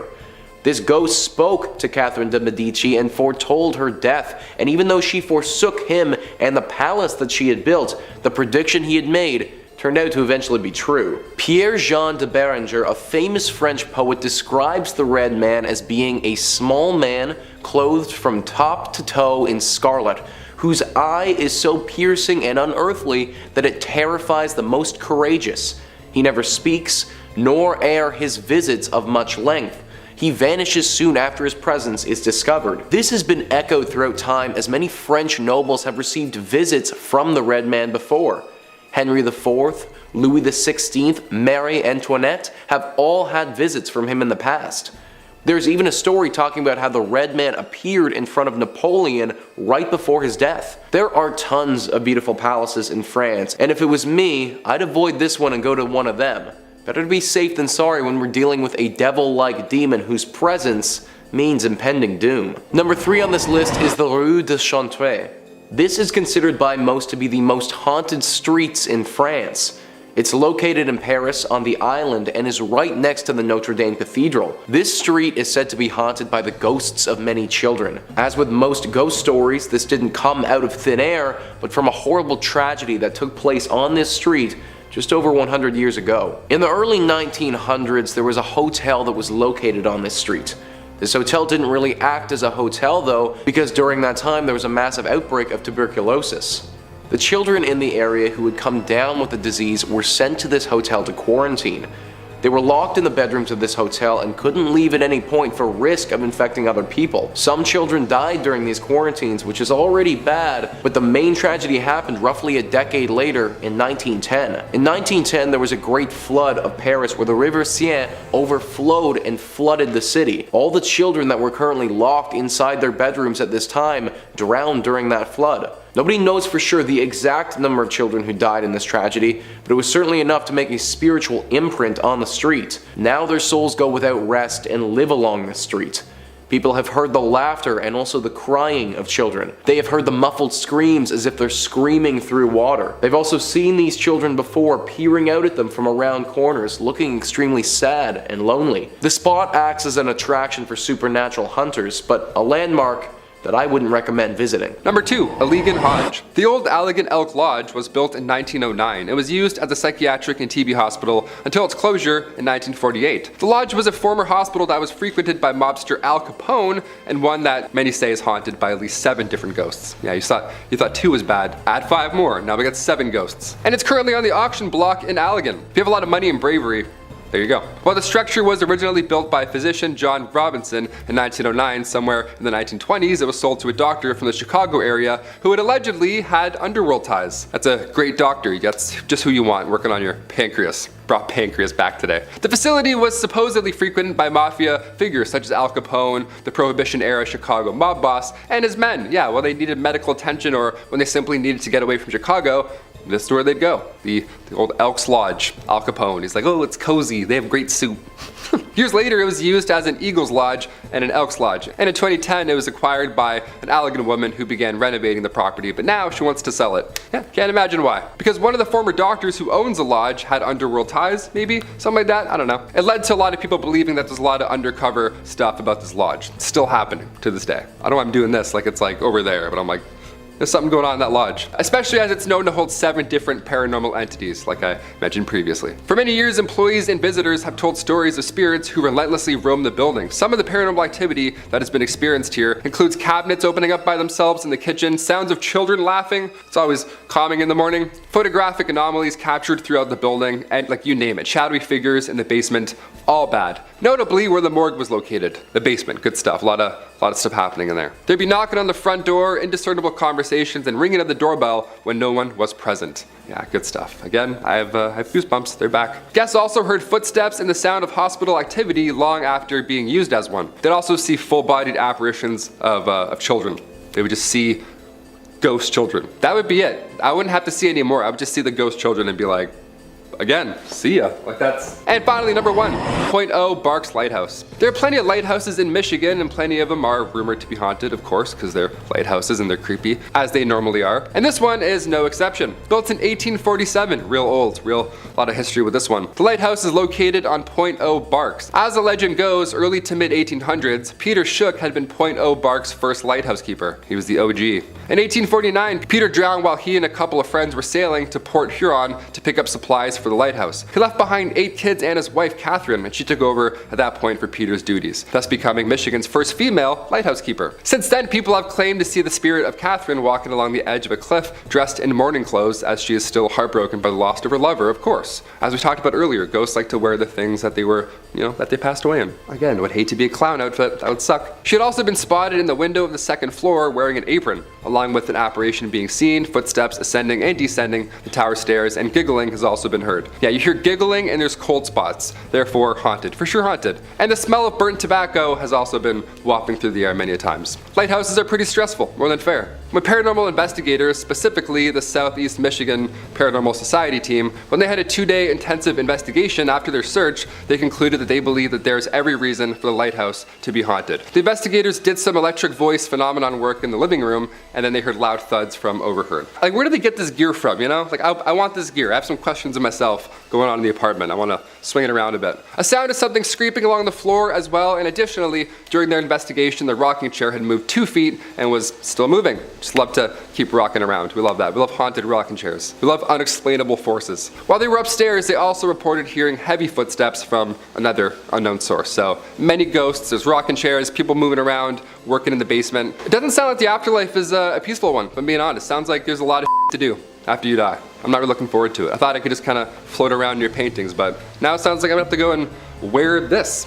wear my morning clothes, who knows? Coming in at number 5 we have Castle Stuart. Magnificently situated on the Moray Firth near Inverness, the 5-star Castle Stuart is a sight to behold.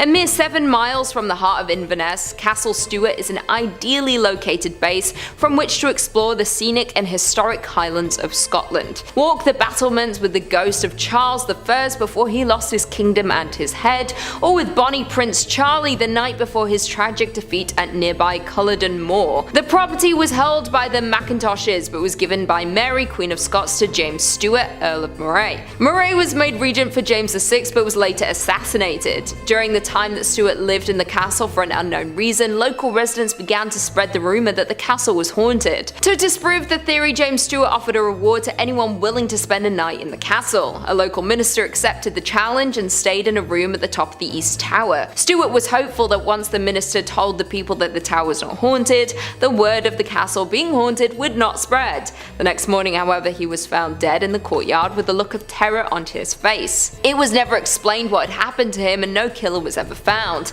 At some point in the night he had either jumped from the window of the tower or he had been pushed. This only cemented the fear that the castle was in fact cursed. From that day the locals refused to enter the castle grounds. It lay dormant for around 300 years until it was refurbished and turned into the hotel that we know today. Guests who have stayed there since it reopened have experienced a number of hauntings. Staff have heard disembodied footsteps on the stairs at midnight, horrible screams, and the ghost of a headless man was seen prowling the corridors. Some people have seen a figure pass their window too fast for them to make sense of it, but caught a glimpse in their eye as if someone had fallen from the tower above. The reviews of the hotel prove that guests are convinced the hauntings are real, but they also claim to have enjoyed the stay. If you like being terrified by ancient spirits or tormented by lost souls, this might be the place for you. In at number 4 we have Chillingham Castle in Chillingham. Chillingham Castle is a 13th century stronghold famed for action and battles. With its fine rooms, gardens, lakes, fountains and tea rooms, the castle has an extraordinary ownership bloodline which runs back to the 1200s. Chillingham occupied a strategic position during Northumberland's bloody border feuds. Chillingham Castle was often under attack and often basked in the patronage of royal visitors, a tradition that remains to this day. Edward VIII came to hunt there, and members of today's royal family continue the tradition with private visits to the castle this century. The medieval castle remains as it was, just with galleries that you can see today added in Tudor days. For the visit of King James VI of Scotland, the castle is a dark past at the hands of the once owner John Sage. Once injured, he could no longer fight for the king. He begged to be kept on in some capacity. He was given the job of torturer and stepped into his new role with relish. It was said that he had a deep hatred for the Scots and little mercy, with over 7,500 men, women and children suffering an agonizing end at his hands. Often legs and arms were broken before they were thrown 20 feet down into the oubliette. With no way to escape, they were to eventually starve and pass away in pain and in fear. It was also said that John Sage met with an equally gruesome death after he accidentally killed a tribesman's daughter that he had been in love with. The father exacted his revenge and John was executed at Chillingham, with parts of his body being taken as souvenirs,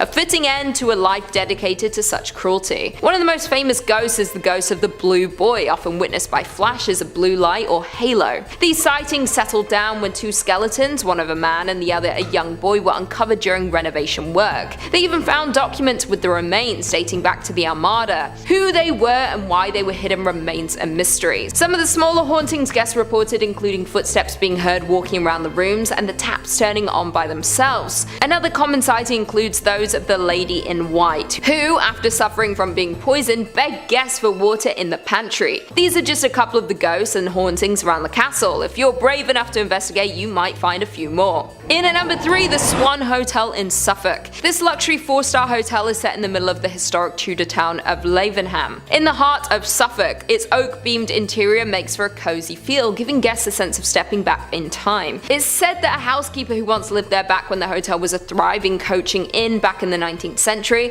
fell pregnant out of wedlock. The baby's father was happy to marry the lady under the circumstances and promised to look after them both. However, on the wedding day the gentleman had second thoughts and left the pregnant lady standing at the altar. Savage. It is said that after that she became inconsolable and very depressed. What is now room 15 in the Swan Hotel was once the housekeeping quarters, and it is said that the poor woman was found hanging in this room by one of the inn's workers. Her ghost remains behind to chill the spines of those that dared to cross her path. A security guard was working alone late one night at the Swan Hotel, and as he was doing his final checks around the hotel, he came into contact with her, which scared him out of his wits and sent him running in the other direction. Several guests have reported having seen her standing in room 15 in the middle of the night. Once a nun was staying in that very room when she awoke, startled to feel the ghost tickling her feet. I guess you either get lucky and she likes you, or she chooses to scare you half to death. Number 2 on this list is Mont Saint-Michel. Mont Saint-Michel is one of the most beautiful and unique castles on the entire planet, in my opinion. How it's constructed and where it's located, it almost doesn't even seem like something out of real life. This castle is located off of the Normandy coast, and the only connection that it has to France is a road that goes underwater when it's high tide. How this place got made has a bit of a supernatural story to it. Apparently, the archangel Michael appeared to Saint Aubert in a dream and told him to start building here. When he resisted, Michael burned a hole right in his head. After this incident, the castle began its construction, and it took quite a while to become the beauty that we have today. It was a work in progress, with more things being added over the years. Now, because of this castle's location directly in the water, it is extremely hard to attack and was never captured during the 100 Years' War. During said war, one of the major commanders of this castle was Louis d'Estourville. His ghost is one of the most common sightings at this place. He apparently is responsible for the killing of thousands of English soldiers and had battles that were so deadly the water around them would turn red with blood. He's said to patrol the castle and act as a watchman of sorts for intruders and people posing a threat. Similar to our previous entry of the horse, one of his main objectives is to keep the castle safe. He isn't the only ghost at this spot though. The ghosts of monks can also be seen praying and meditating at this location. For a long time, this castle housed several hundred monks until they were ultimately kicked out from the space. Their spirits still linger in this place though, although they aren't nearly as frightening as the weathered war general, in my opinion. Number 1 on this list is the Paris Catacombs. The Paris Catacombs is unlike anything else on the entire planet and is the breeding ground for scary stories. These catacombs are a collection of tunnels that are underneath the city of Paris and stretch for over 2,000 acres. The tunnels act as an underground cemetery where they house over 6 million dead bodies. This is one of the largest collections of the dead in the entire world, and if that wasn't enough, you can actually see their skulls as they all line the walls. These catacombs are extremely difficult to navigate. Seeing as there are over 2,000 acres of them and it's underground, people have reported getting extremely lost when they're trying to explore them. This is part of the reason why only a portion of them are open to the public today. But all of this has led to a plethora of ghost stories and legends over the years. For instance, in 2004, a group of police officers were investigating an area of the catacombs that was closed to the public, and they came upon something unexpected. A bar, a living room, a workshop, and a meeting area for over 20 people, they were all found. This was alongside a PA system, a camera system recording the area, and a pirated means of electricity. All of this was more than suspicious, but when the officers returned a few days later with some more people, everything was gone, except for a note that read, "Don't search." This isn't all there is to the catacombs though. In the 1990s, a group was searching through them and found a video camera lying on the ground. They picked it up and examined it and saw that there was a recording. The recording was clearly of a man who was very lost in the catacombs and extremely frantic. Scary voices could be heard in the background, and the heavy breathing of this man indicated his panic. Finally, the camera fell to the ground and we could hear the man scream. These are just 2 of the more famous stories to come from these catacombs, but so many other ones of ghosts or demons haunting the area have come from this place. If you were to ever go here, then make sure you have a strong sense of direction and a flashlight, because the last thing you would want is to get lost in an underground haunted graveyard. Coming in at number 5, Silverbow Inn Bed and Breakfast. The Silverbow Bed and Breakfast is located in Juneau, which is the capital city of Alaska. The inn is more famously known for its bakery that was founded in 1898 by the original owner Gus Messerschmitt. This is the oldest bakery in Alaska, and some say it is the best. Although people travel from far to taste the treats and the bakers, there are reports of paranormal activity in the inn above. The original owner and founder of the inn reportedly still haunts the the premises. The story goes that the owner loved his bakery and inn. He spent his whole life dedicated to creating the finest bakery. From the day it was built, he spent all of his time here. He loved welcoming the customers and ensuring everyone enjoyed their stay.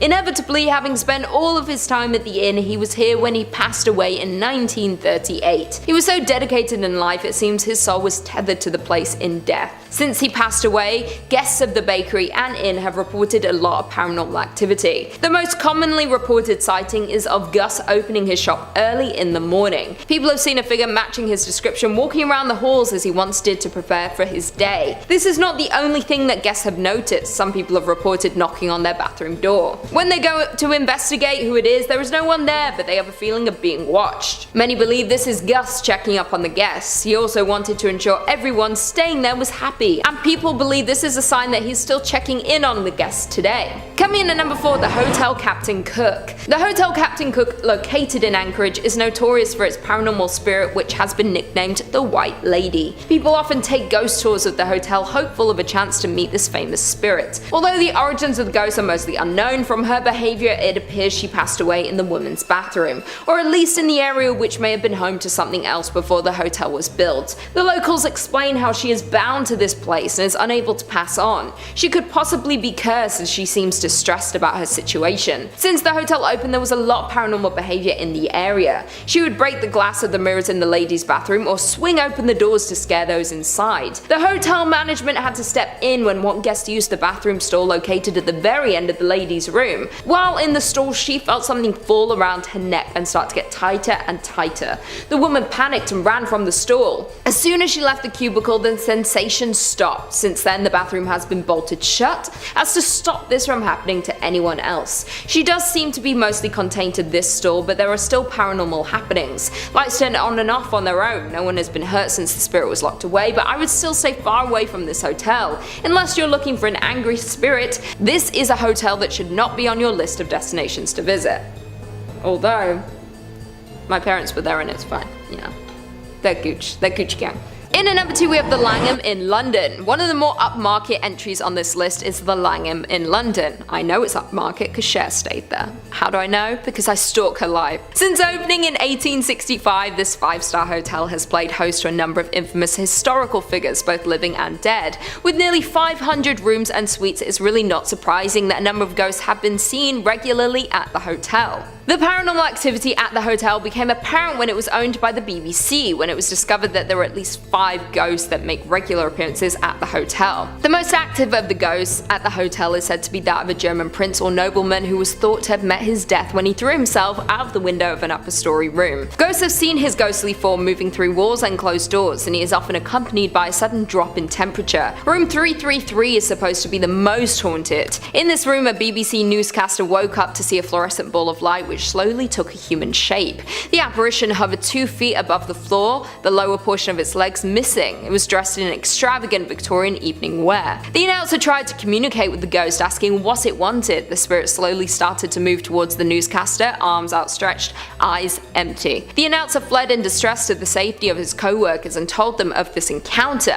A colleague accompanied him back to his room. The ghost was still there when they entered, but appeared less visible and less threatening before slowly fading away. Other BBC staff reported seeing the apparition in the same room, though only in October. There have been reports from other famous guests that taps will turn on in the night and turn off when investigated. Many people often struggle to sleep here and have to move rooms or even hotels. And finally, in at number 1, we have Malmaison in Oxford. This hotel is the most unique on this list. It was once a large prison located in Oxford. They have converted each cell into a hotel room. They have 95 rooms from you to choose from, starting with standard double house of correction to signature suite that is a 2-story of cells converted to a loft-style room. Oxford Castle functioned as Her Majesty's Prison Oxford from 1888 to 1996.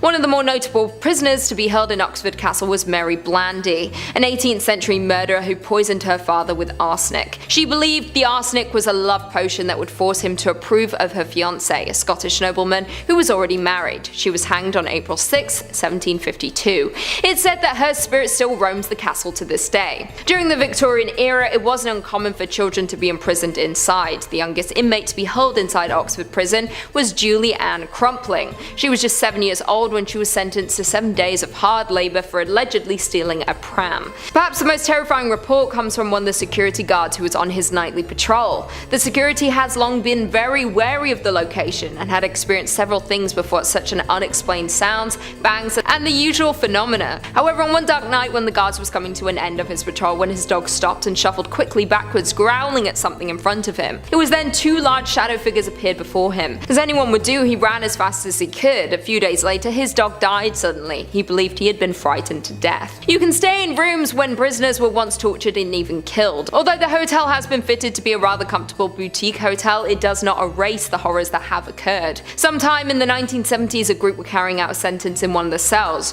when poltergeist activity suddenly erupted. Things got so bad that a priest had to be called to exorcise whatever they had awoken. Would you dare stay here? I wouldn't, although maybe, we'll see. Number 5 on this list is Mary King's Close. Mary King's Close is known to most as being Scotland's most haunted street. It's a very dark and mysterious looking street. I'm not sure if we have any Harry Potter fans watching, but it reminds me of the dark part of Diagon Alley. Just really strong and creepy vibes. It leads off of Edinburgh's Royal Mile, which is the road coming from Edinburgh Castle. This close was apparently gated off in the past during an outbreak of the plague and was left like this for a long time. Only pretty recently has it been reopened, but ever since it has, the reports of hauntings have run rampant. The most commonly spotted spirit here is that of a young girl. Nobody knows her name or why she's there, but she'll often appear holding a little plush bunny rabbit and run through the close. She's said to be devilishly tricky as well and will often steal tiny things off of your person as you pass by without even realizing. Phones, wallets, rings, necklaces, tiny things of this nature are often reported being lost or stolen after walking through the close. Some people think that when this place got bricked up, she was actually forgotten about in here and then died. I'm not sure how someone could possibly have forgotten a little girl here as they were locking it up, but I suppose anything is possible. Either way, it is deeply haunted now, and if you do go, then make sure you leave all your valuables at home. Number 4 on this list is Stirling Castle. Stirling Castle is one of the most haunted castles in all of Scotland's history and is located on top of Castle Hill. Great Castles writes, "The most famous spirit to call Stirling Castle home is the ghost of the Green Lady. Stirling Castle still serves as the home to a garrison, and one evening she delayed dinner in the officers' mess when she materialized behind the chef who was preparing the meal for the soldiers. Feeling as though he was being watched, he turned around only to see her green, translucent form standing behind him, at which time he fainted. She simply vanished on this occasion, but her appearances are usually a harbinger of bad things to come. On several occasions, her visits have occurred shortly before fires or other mishaps at the castle. The ghost of a pink lady sometimes can be seen leaving the castle and walking to the neighboring church of the Holy Rood Ladies' Rock. This was an elevated location where the ladies of the court would go to watch knights participate in jousting tournaments. Some believe the Pink Lady is the ghost of the sole survivor of Edward I's siege of the castle in 1304. Having escaped the siege, she keeps returning to the castle to find her slain husband, though her spirit is seen leaving the castle, not entering. This article then goes on to talk about a ghost of a man with a kilt who lives around the dungeons of this castle and occasionally shows himself to the visitors. But clearly the spirits of this castle are pretty fond of bright colors. The Green Lady, the Pink Lady, I'm kind of surprised that we didn't get a few more ghosts together and we can make a whole freaking rainbow. Even though they are bright and colorful, they are still very scary. In fact, there have been reports of people actually dying of sheer fright before, their corpses looking as if they were petrified to death. It's also believed that if you don't die of fright, then seeing these ghosts is a sign of horrible things to come. Either way, I would recommend avoiding this spot altogether. Scotland has a bunch of other non-haunted castles to visit if you need to get your castle fix in. In at number 2 we have Custer, Idaho.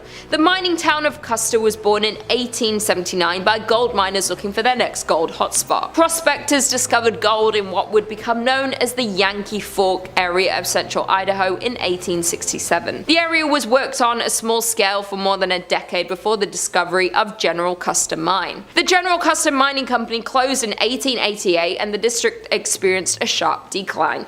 In 1899 the town of Custer has 5 saloons, 3 stores, a hotel and 3 boarding houses, but the town never established even one church.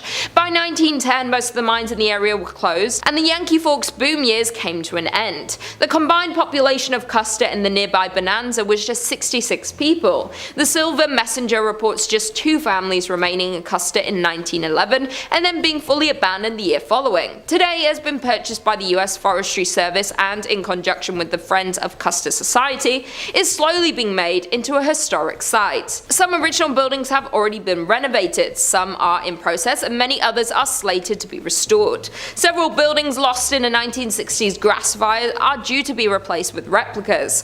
The Forgotten Town is a landmark for many people such as tourists and especially paranormal investigators. In the old schoolhouse is a museum containing items left behind and showcases the town's unique history. Although interesting, you can't help but get an eerie feeling thinking about the people who once owned these items, as walking into one of these structures is like walking back in time. To think this town was once active with human energy and miners working every single day. And finally, in at number 1 we have South Pass City, Wyoming. Only about 10 miles north of the Oregon Trail is the shell of a town that used to be a busy gold mining camp. Established in a small valley along the banks of Willow Creek, the town was born in 1867. The town was built there because gold was discovered in the Wind River Mountains. By 1868, South Pass City boasted over 250 buildings, 1,000 people, and hundreds of claims. The town was extremely busy as its half-a-mile long main street boasted numerous hotels, restaurants, general stores, 2 newspapers, doctors, a bowling alley, and dozens of saloons. The mining district continued to grow to as many as 3,000 residents. Miners looking for investors and newspapers promoting further settlement in the area exaggerated the region's amount of gold. But for South Pass City, its great success wouldn't last, and just 2 years after its establishment would begin to show its first signs of declining. Hitting a fall in early 1869, the town resurged briefly after outsider capital was poured into the area, but would fall again as expenses and hardships to recover the gold proved too costly for most miners. By 1872, the town was only occupied by only a few hundred people. In the end, South Pass would become a permanent ghost town. By 1949, the last of the pioneer families had moved on from South Pass City, and the buildings had fallen into disrepair. The grounds of the old town are known to be haunted, and Highway 287 that follows the route of the Oregon Trail over South Pass, which is the reason South Pass City ever existed, has had its fair share of ghost sightings. According to a local ghost story, a woman was driving home from a long day in Denver. Her friend had fallen asleep in the passenger seat. After passing through Jeffrey City, the driver spotted a dark, hunched figure walking toward the road in the sagebush. About a half-mile later, she saw the same figure closer to the road. She noted his pig coat as he became clearer. About a half-mile later, still thinking about this man and his surprising reappearance, she reached over to wake her friend and request she take a turn driving. As her friend awoke, she saw the same man at the edge of the road, just crossing the white line onto the highway next to the car. Screaming, they accelerated away and compared descriptions. It was certainly the same man. Coming in at number 5, we have Stalin's country house. Stalin spent 4 months every summer at his country home between 1943 and 1953. Located near downtown Sochi, his time here put his town on the map forever. For anyone unfamiliar with Stalin, he was a dictator for the Soviet Union from the 1930s until his death in 1953. He was responsible for the genocide of around 20 million people. His house had been mostly kept the same, and tours are given about the history of his life. The house gives insight into his life and mindset. Part of the home is even a hotel where people can sleep in the same room as the man who created so much destruction. He demanded the house be made completely green so that it could blend in with the surroundings and he would be harder to find. He also refused to have any carpets in the home. He wanted to hear intruder tattooed his feet on the stone floor if someone was approaching him. He was clearly paranoid even when summering in his country home. He worked from his office during the night with a phone connected directly to Moscow and would sleep during the day. He often changed the room that he slept in so that nobody would know exactly where he was. Stalin's height was around 5'5", which might not seem important, but it was reported that he had short man syndrome. Due to this, and it's reflected in the build. His pool was only 5 feet deep as opposed to the typical 8 feet deep. The house is eerie and unpleasant for many reasons. Not only can you see into the dark mind of the dictator, but you might catch a glimpse of the man himself. People have seen him walking around the home in his white jacket and smoking his trademark pipe. Some have heard footsteps walking around at night. The noise echoes through the home. Those who have stayed there have said the air can feel terrifying at times, like you're being watched or like you're not welcome. Because you're not. Coming in at number 4, we have St. Michael's Castle. St. Michael's Castle was built in 1801 for royal residence in St. Petersburg. The castle interestingly looks different from each angle as the architects used various styles. It was built like a fortress as the royal family was in fear of assassination. This turned out to not be enough, and their fears were validated when Paul I was assassinated. He has moved into the castle 40 nights earlier. He was attacked in his bedroom by a group of dismissed officers. They tried to force him to sign his abdication from the throne. He resisted and the attackers continued. He was succeeded by his son, Emperor Alexander I. After Paul's passing, the family returned to the Winter Palace. The castle was gifted to the army in 1823. In the early 1990s, it became a museum. It is considered that Paul's spirit is now trapped, unable to leave the castle. It seems to be very restless and is often seen by visitors to the museum. He has mostly been seen walking down corridors carrying a candle. Others have claimed to hear distant screams from closed-off parts of the castle.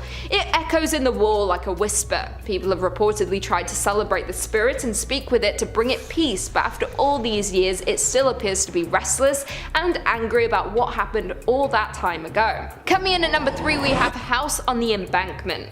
The House on the Embankment is a block-wide apartment building that was built in 1931. With the relocation of the capital from St. Petersburg to Moscow, there was an increase in housing demand for civil servants.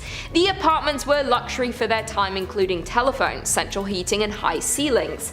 When the Great Purge happened in the late 1930s, the residents were detained in their homes. During this time, the building was referred to as the House of Preliminary Detention. As well as the residents, they would bring people they had detained elsewhere and force them into the apartments. Reports say that the apartments held up to 5 sets of occupants at one time. During this time, over half of the original residents disappeared. It is believed they had been taken away, but no one ever knew they were simply never seen again. In present day, there are 505 apartments within the building, some used as offices, as well as theatres, restaurants and retail stores. The Great Purge left a mark on the building that it may never shake. Many executions were performed on the premises during this time. It is believed that the building is full of ghosts, victims of that time that cannot move on. Residents have seen paranormal things from within their home that they cannot explain. Some have seen things in the corner of their eyes. It appears like someone is walking around their home, but when they turn to see, they have gone. One terrified resident even reported seeing a man at the end of their bed, staring at them as they slept. When they jumped up from fear, the man disappeared. From all the stories we hear, it seems like the old residents are still attempting to live in their homes, lost and confused about what happened to them. Number 2 on this list is the Frank Slide. Now, even though the Frank Slide sounds like it could be a fun, popular dance move that takes over TikTok for a few weeks, it is far more morbid than that. On April 29th in 1903, in the mining town of Frank, which at that time was part of the Northwest Territories but is now a section of Alberta, there was a horrible tragedy. 110 million tons of limestone and rock came tumbling down in one of Canada's biggest landslides ever. This fell onto part of the town of Frank. Frank was located right next to Turtle Mountain, which after extensive mining had grown unstable. On April 29th, it all came crashing down and claimed the lives of 70 to 90 people. It is still to this day Canada's most deadly landslide to ever occur in history, and was a horrible tragedy that can only remind us how fleeting life can be. I think the craziest part about this landslide as well is that it wasn't just miners who were killed. Their wives, their families, all of them died at the hands of the Frank Slide. The remains of these bodies were never recovered either, as the damage from the slide was far too devastating. Where all of this happened is now a section of a town called Crow's Nest Pass, and over a century later, the ghosts of the dead still haunt the area. This place is somewhere where visitors have reported feeling feeling very unsafe. They say that the overall feelings of uneasiness are almost too much to bear and that they have to leave. Cries, howls, screams, this can all be heard late at night as you're trying to sleep. Lanterns will be seen in the night walking around at the hands of unknown apparitions. It is basically a full ghost town of people who never deserved to die in the first place, all wanting to get a second just to feel their lives again as they were so unfairly ripped away from them. Definitely one of Canada's most horrific tragedies, and now home to one of its most haunted locations. Number 1 on this list is the Banff Springs Hotel. This hotel is located in Banff, Alberta, and is truly one of the creepiest places that I've ever read about. Now, first off, I want to note the hotel itself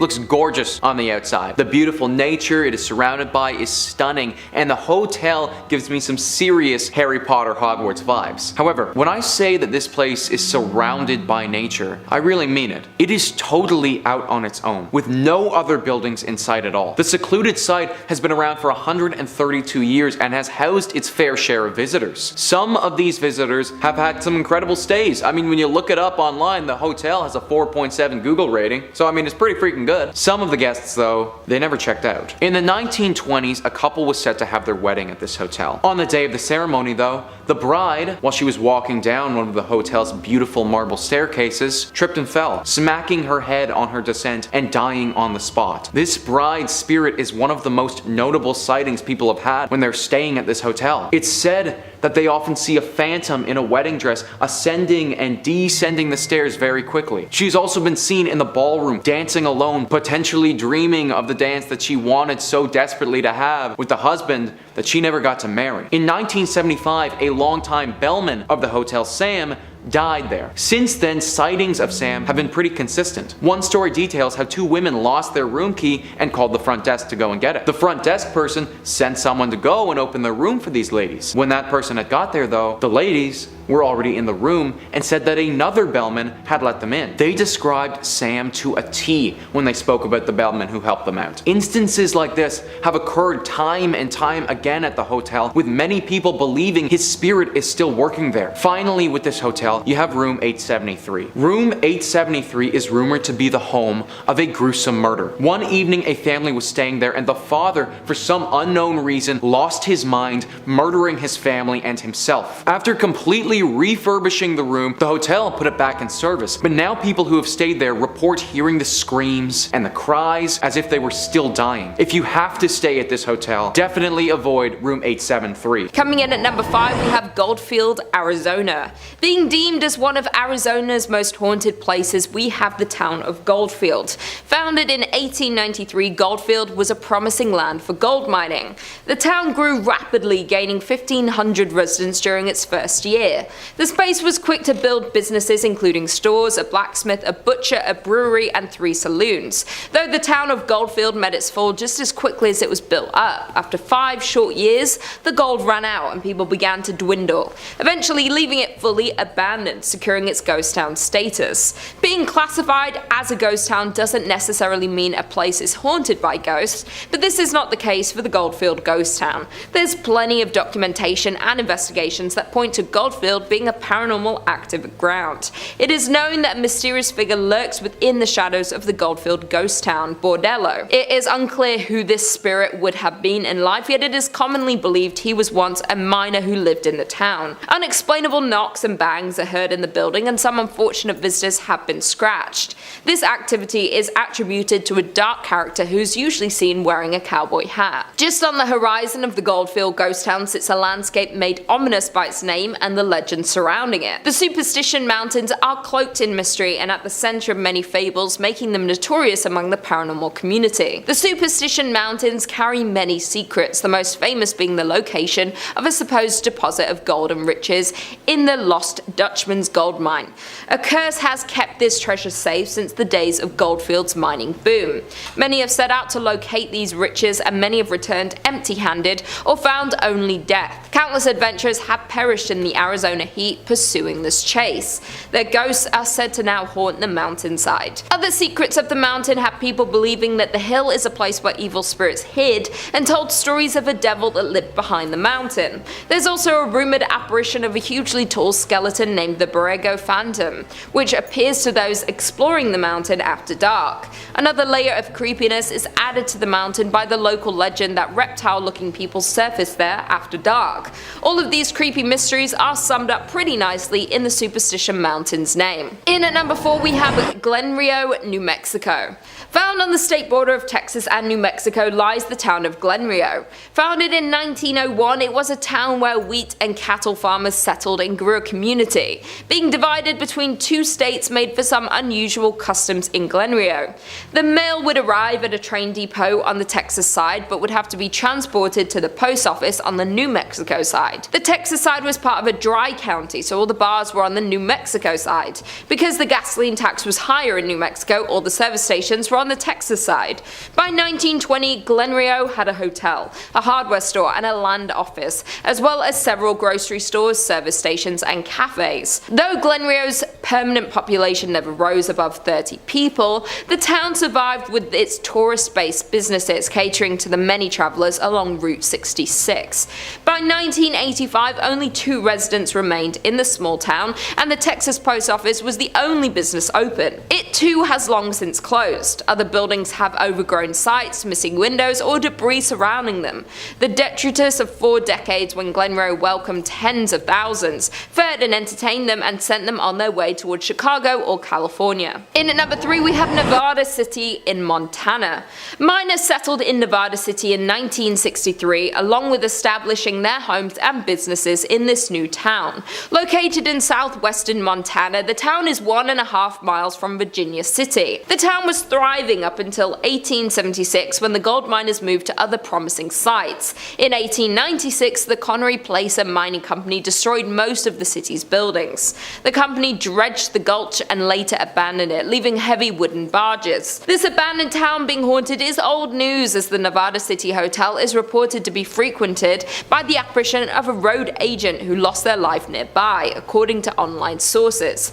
Visitors have also reported hearing footsteps in the hallways and seeing shadowy figures standing behind their reflections in mirrors. Additionally, the spirit of an older cowboy figure who never speaks but lurks in the hotel rooms and even sits at the bar in the Virginia City. Back when the hotel operated, guests also complained of a weeping woman, always in the same room, only to be told there was no guest in the room in question. Coming in at number 3 we have the Golden North Hotel. The Skagway Golden North Hotel may look like a classic hotel located on the main street, but it has seen tragedy and has the ghost to prove it. People say this place is haunted by a lady who passed away many years ago. She is bound to room 23 on the 3rd floor, but her presence can be felt in the area around the building. The locals tell the story of how this woman became bound to room 23. It's unknown in what year the story takes place, but it was many years ago. The woman was visiting the hotel with her husband. They visited the area so her husband could go on a gold expedition. The expedition was over a number of days to possibly weeks, and the wife was to stay at the hotel and explore the local area.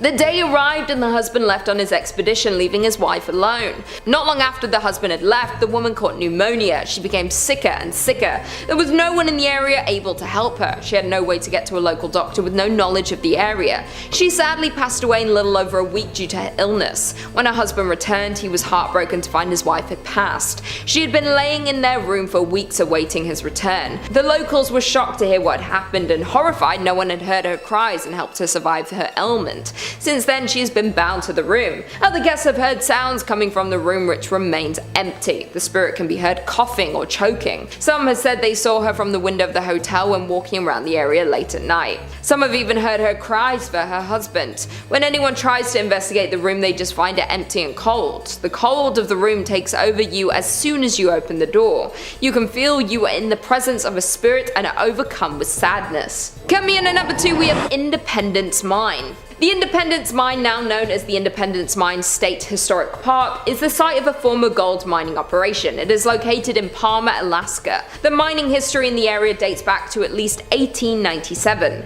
The mining town now sits abandoned. The operations were temporarily halted in 1950 with the plan to eventually resume operations. They were never able to resume the operations. This resulted in a well-preserved collection of mining equipment and buildings. Although weather has taken its toll, many of the buildings still stand today. As we know, with many mines there are often accidents due to the dangerous nature of the work. Parts of the mine would often collapse. The mine is now a big tourist site as a look into the life and work of miners in 1897. The visitors have reported a lot of paranormal activity while touring the facility. Almost everyone who visits the mine sees some form of activity there.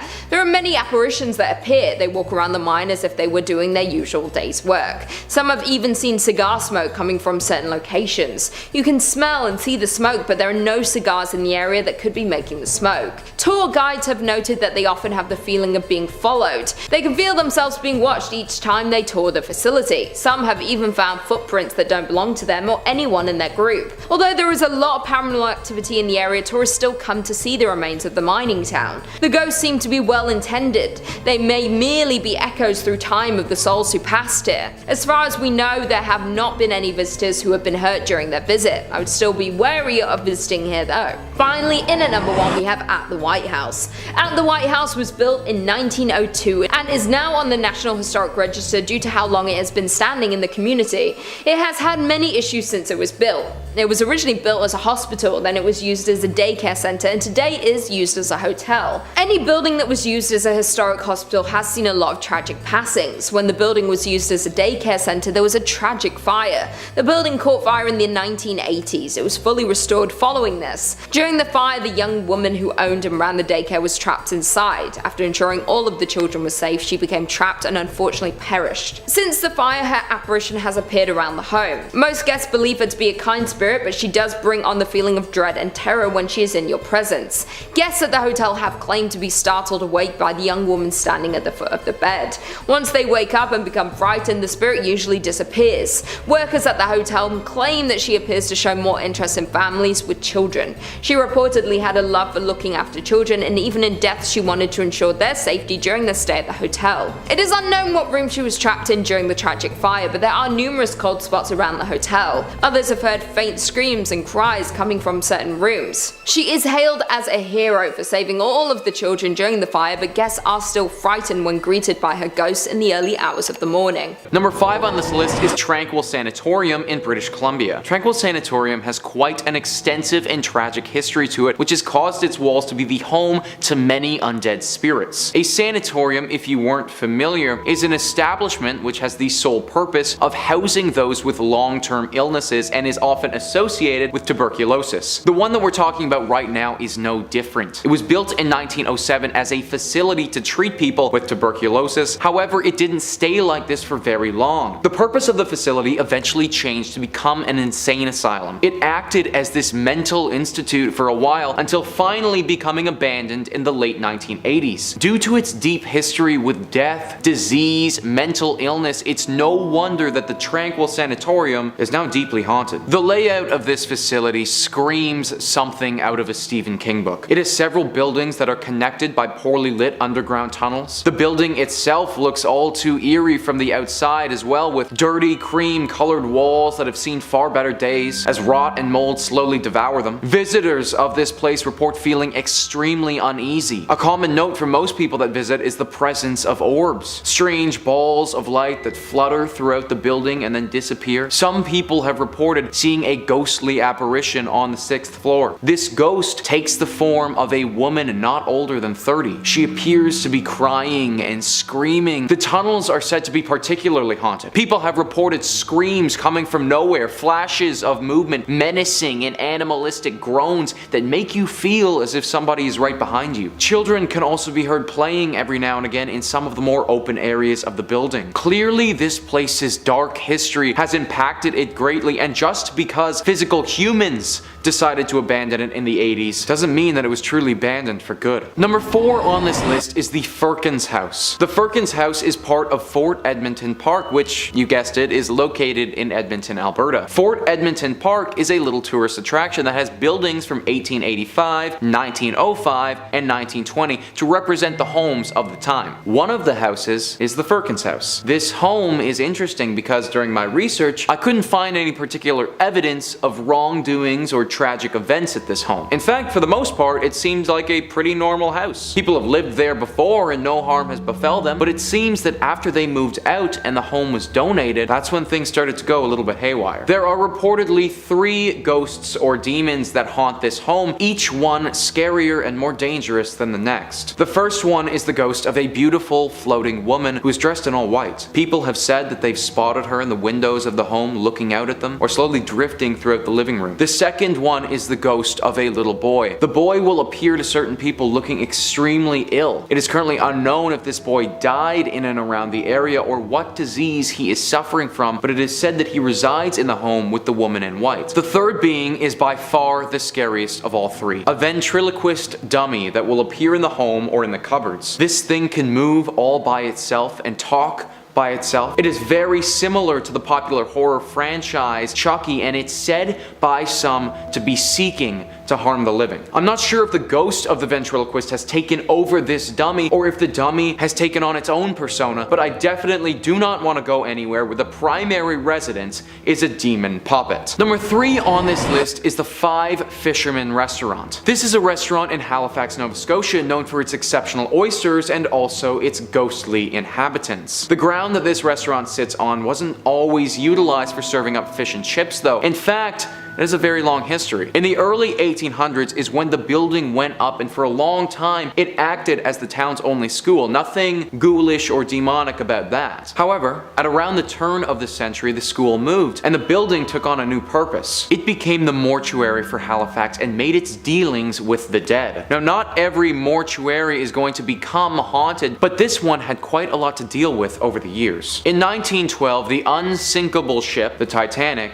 sunk. It sunk roughly 640 kilometers off of the eastern shores of Canada, and therefore the closest places to assist with the rescue was these eastern provinces. Halifax acted as the leader in these rescue processes, and because of that, the mortuary had an onslaught of bodies of people whom had died on the ship. 5 years after that tragedy, Halifax incurred one of their own with the massive Halifax explosion. This was where a munitions ship exploded and it killed roughly 2,000 people just like that. This mortuary served as the primary designation for both of these incidents, and due to the unnatural deaths here, it makes sense that some spirits have clung on. Guests and employees alike have reported seeing ghosts all over this mortuary that turned restaurant. One of the dishwashers reported running out of the restaurant when he looked up from what he was doing and was staring directly at a ghost-like specter. The restaurant has attempted to have serious renovations done. However, I don't think that any amount of structural change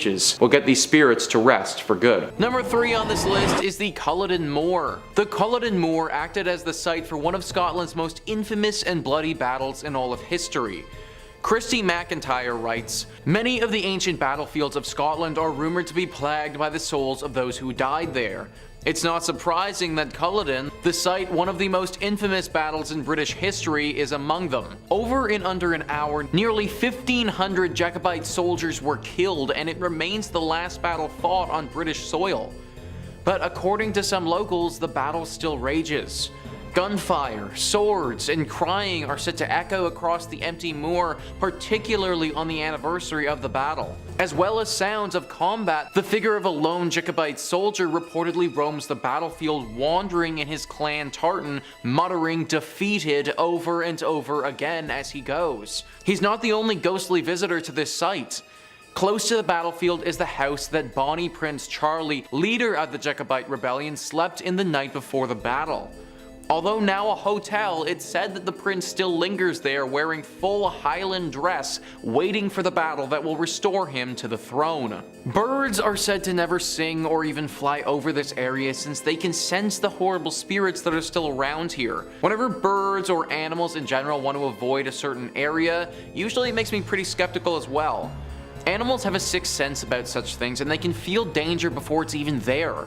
Also, if I'm to avoid any ghosts, then it's always going to be the ones that were slain in battle. These souls have been through hell and are obviously very dangerous. Our soldier could wander around saying defeated, or he could pull out his ghost sword and go to town on you. Not a risk that I am personally willing to take. Number 2 on this list is Overton Bridge. I'm sorry, but this bridge is clearly haunted.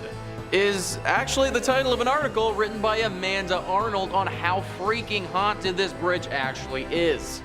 The bridge is located in the small Scottish town of Dumbarton. Most bridges that we talk about on this channel are haunted by the ghosts of those who have passed away here, or some lady in white that longs for her lover here, or something like that. Not this one though. This bridge actually isn't dangerous at all to humans. It is, however, super dangerous to our best friends. Dogs. Apparently this one little bridge in basically the middle of nowhere has been the host to over 50 dogs taking their own life. Yeah, you heard that properly, a dog taking their own life. In the past 60 years, anywhere from 300 to 600 dogs have thrown themselves over the bridge for no apparent reason, and over 50 of them have died from the fall. Think about that statistic for a second. Like, that's actually kind of crazy. Outsiders believe that there has to be some kind of smell or some property around here that attracts the dogs to the water, but locals believe it's something paranormal. Apparently, even though these spirits are not dangerous to humans, we can still sense them, and people around here have sensed these beings before. It also doesn't seem like a smell that bothers these dogs because they go into a deep trance right before they leap off. At first, she froze, McKinnon told the Times, but then she became possessed by a strange energy and ran and jumped right off the parapet. That was a statement from a dog owner who watched as their dog jumped off the bridge. Locals think that the ghost who is causing these doggy disturbances are from the Lady of Overton. She died here many years ago mourning her husband. I suppose this could be the case, but why is she taking out her grief on dogs? Like, come on lady, let's leave the pups out of this. Anyways, this is definitely a haunted spot, and if you do happen to be walking your dog here, then keep it on a leash. Number 1 on this list is Cawdor Castle. Cawdor Castle is definitely one of the most haunted castles in Europe. It is quite a name for itself because it has a strong connection to one of the most successful stories ever written, Macbeth. This also adds to the lore of this castle's haunting because Macbeth, or the Scottish play, has its own history of haunting surrounding it. Even though this castle is deeply tied in with that story, its haunting doesn't share any connection to the one that plagues Macbeth. This one is centered around the ghost of a woman named Muriel Calder. Muriel Calder was the daughter of the Earl of Calder, who was in charge of the castle in the 18th century. Her ghost is seen at this castle all the time, with most of the sightings taking place in the tallest tower here. There are 2 stories of origin for how she managed to come about, and no one is 100% sure which is the correct one. The first story talks about how she fell in love with someone from a rival clan. A real Romeo and Juliet story where she was deeply in love with someone that she wasn't allowed to see. She would sneak out to see this boy, but eventually her father caught her and punished her for her actions. After learning of her treachery, his rage knew no bounds and he beat his daughter. She got away though and ran to the top of the tower, locking the door behind her. Her father wasn't deterred though and broke through, drawing his sword in the process.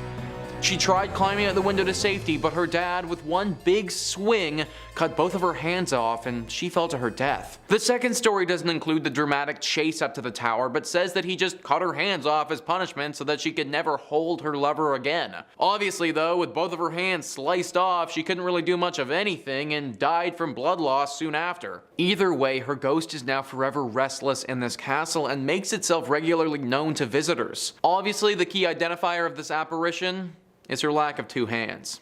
Coming in at number 2, we have Griboyedov Canal. The Griboyedov Canal is located in St. Petersburg. It was constructed in 1739 alongside the existing river Krivusha. It is rare that a canal would be haunted, but the haunting is more of a yearly thing that you should avoid at all costs. The story goes back to 1881 with the Russian Empire revolutionary Sofia Perovskaya. She was arrested here and there for the revolutionary talk, but it was her final plan that would become the end of her, when her friend was arrested days before she took over the responsibility of the planned attack on Alexander Alexander II.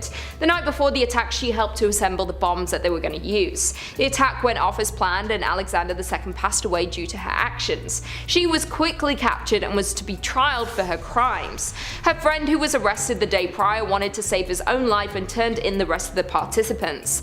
They were tried and sentenced to hanging. She was the first woman in Russia sentenced for acts of opposing her country. It was reported that her acts inspired other activists around the world in the years following. The day she died was March 22nd. It is now said that each year on the night of March 22nd, the air is misty. If you were to be walking down the canal, you would see the ghost of a young girl walking up and down the canal. She looks completely blue with a red mark on her neck. The worst part of the tale is that those who meet her become cursed. She is a bad omen. It is even rumored that she has caused pedestrians their lives.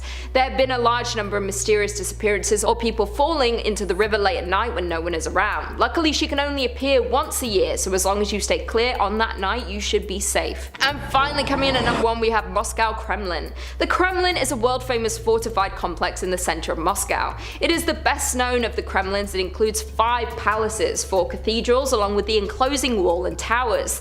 The complex is now the official residence of the President of the Russian Federation, as well as a museum for tourists. Before it was a museum for the public, it was used for the Soviet Union, and remnants of this still remain. The corridors are still lined with brown Soviet tiles, and the walls still have some of the secret communication wires. There have even been bones uncovered during archaeologists' dig in the underground storage rooms. They once buried their own on site. Some of the findings date back to medieval times. There are many mysteries hidden within the vast space of the Kremlin. There are still sections of the Kremlin today that go mostly unused, and many things may have not been uncovered to this date. There have been wars fought and secrets kept within the walls, and some of them have led to restless spirits trying to contact the living. There have been sightings of various ghosts as well as other unexplained paranormal activity that takes place while guests visit.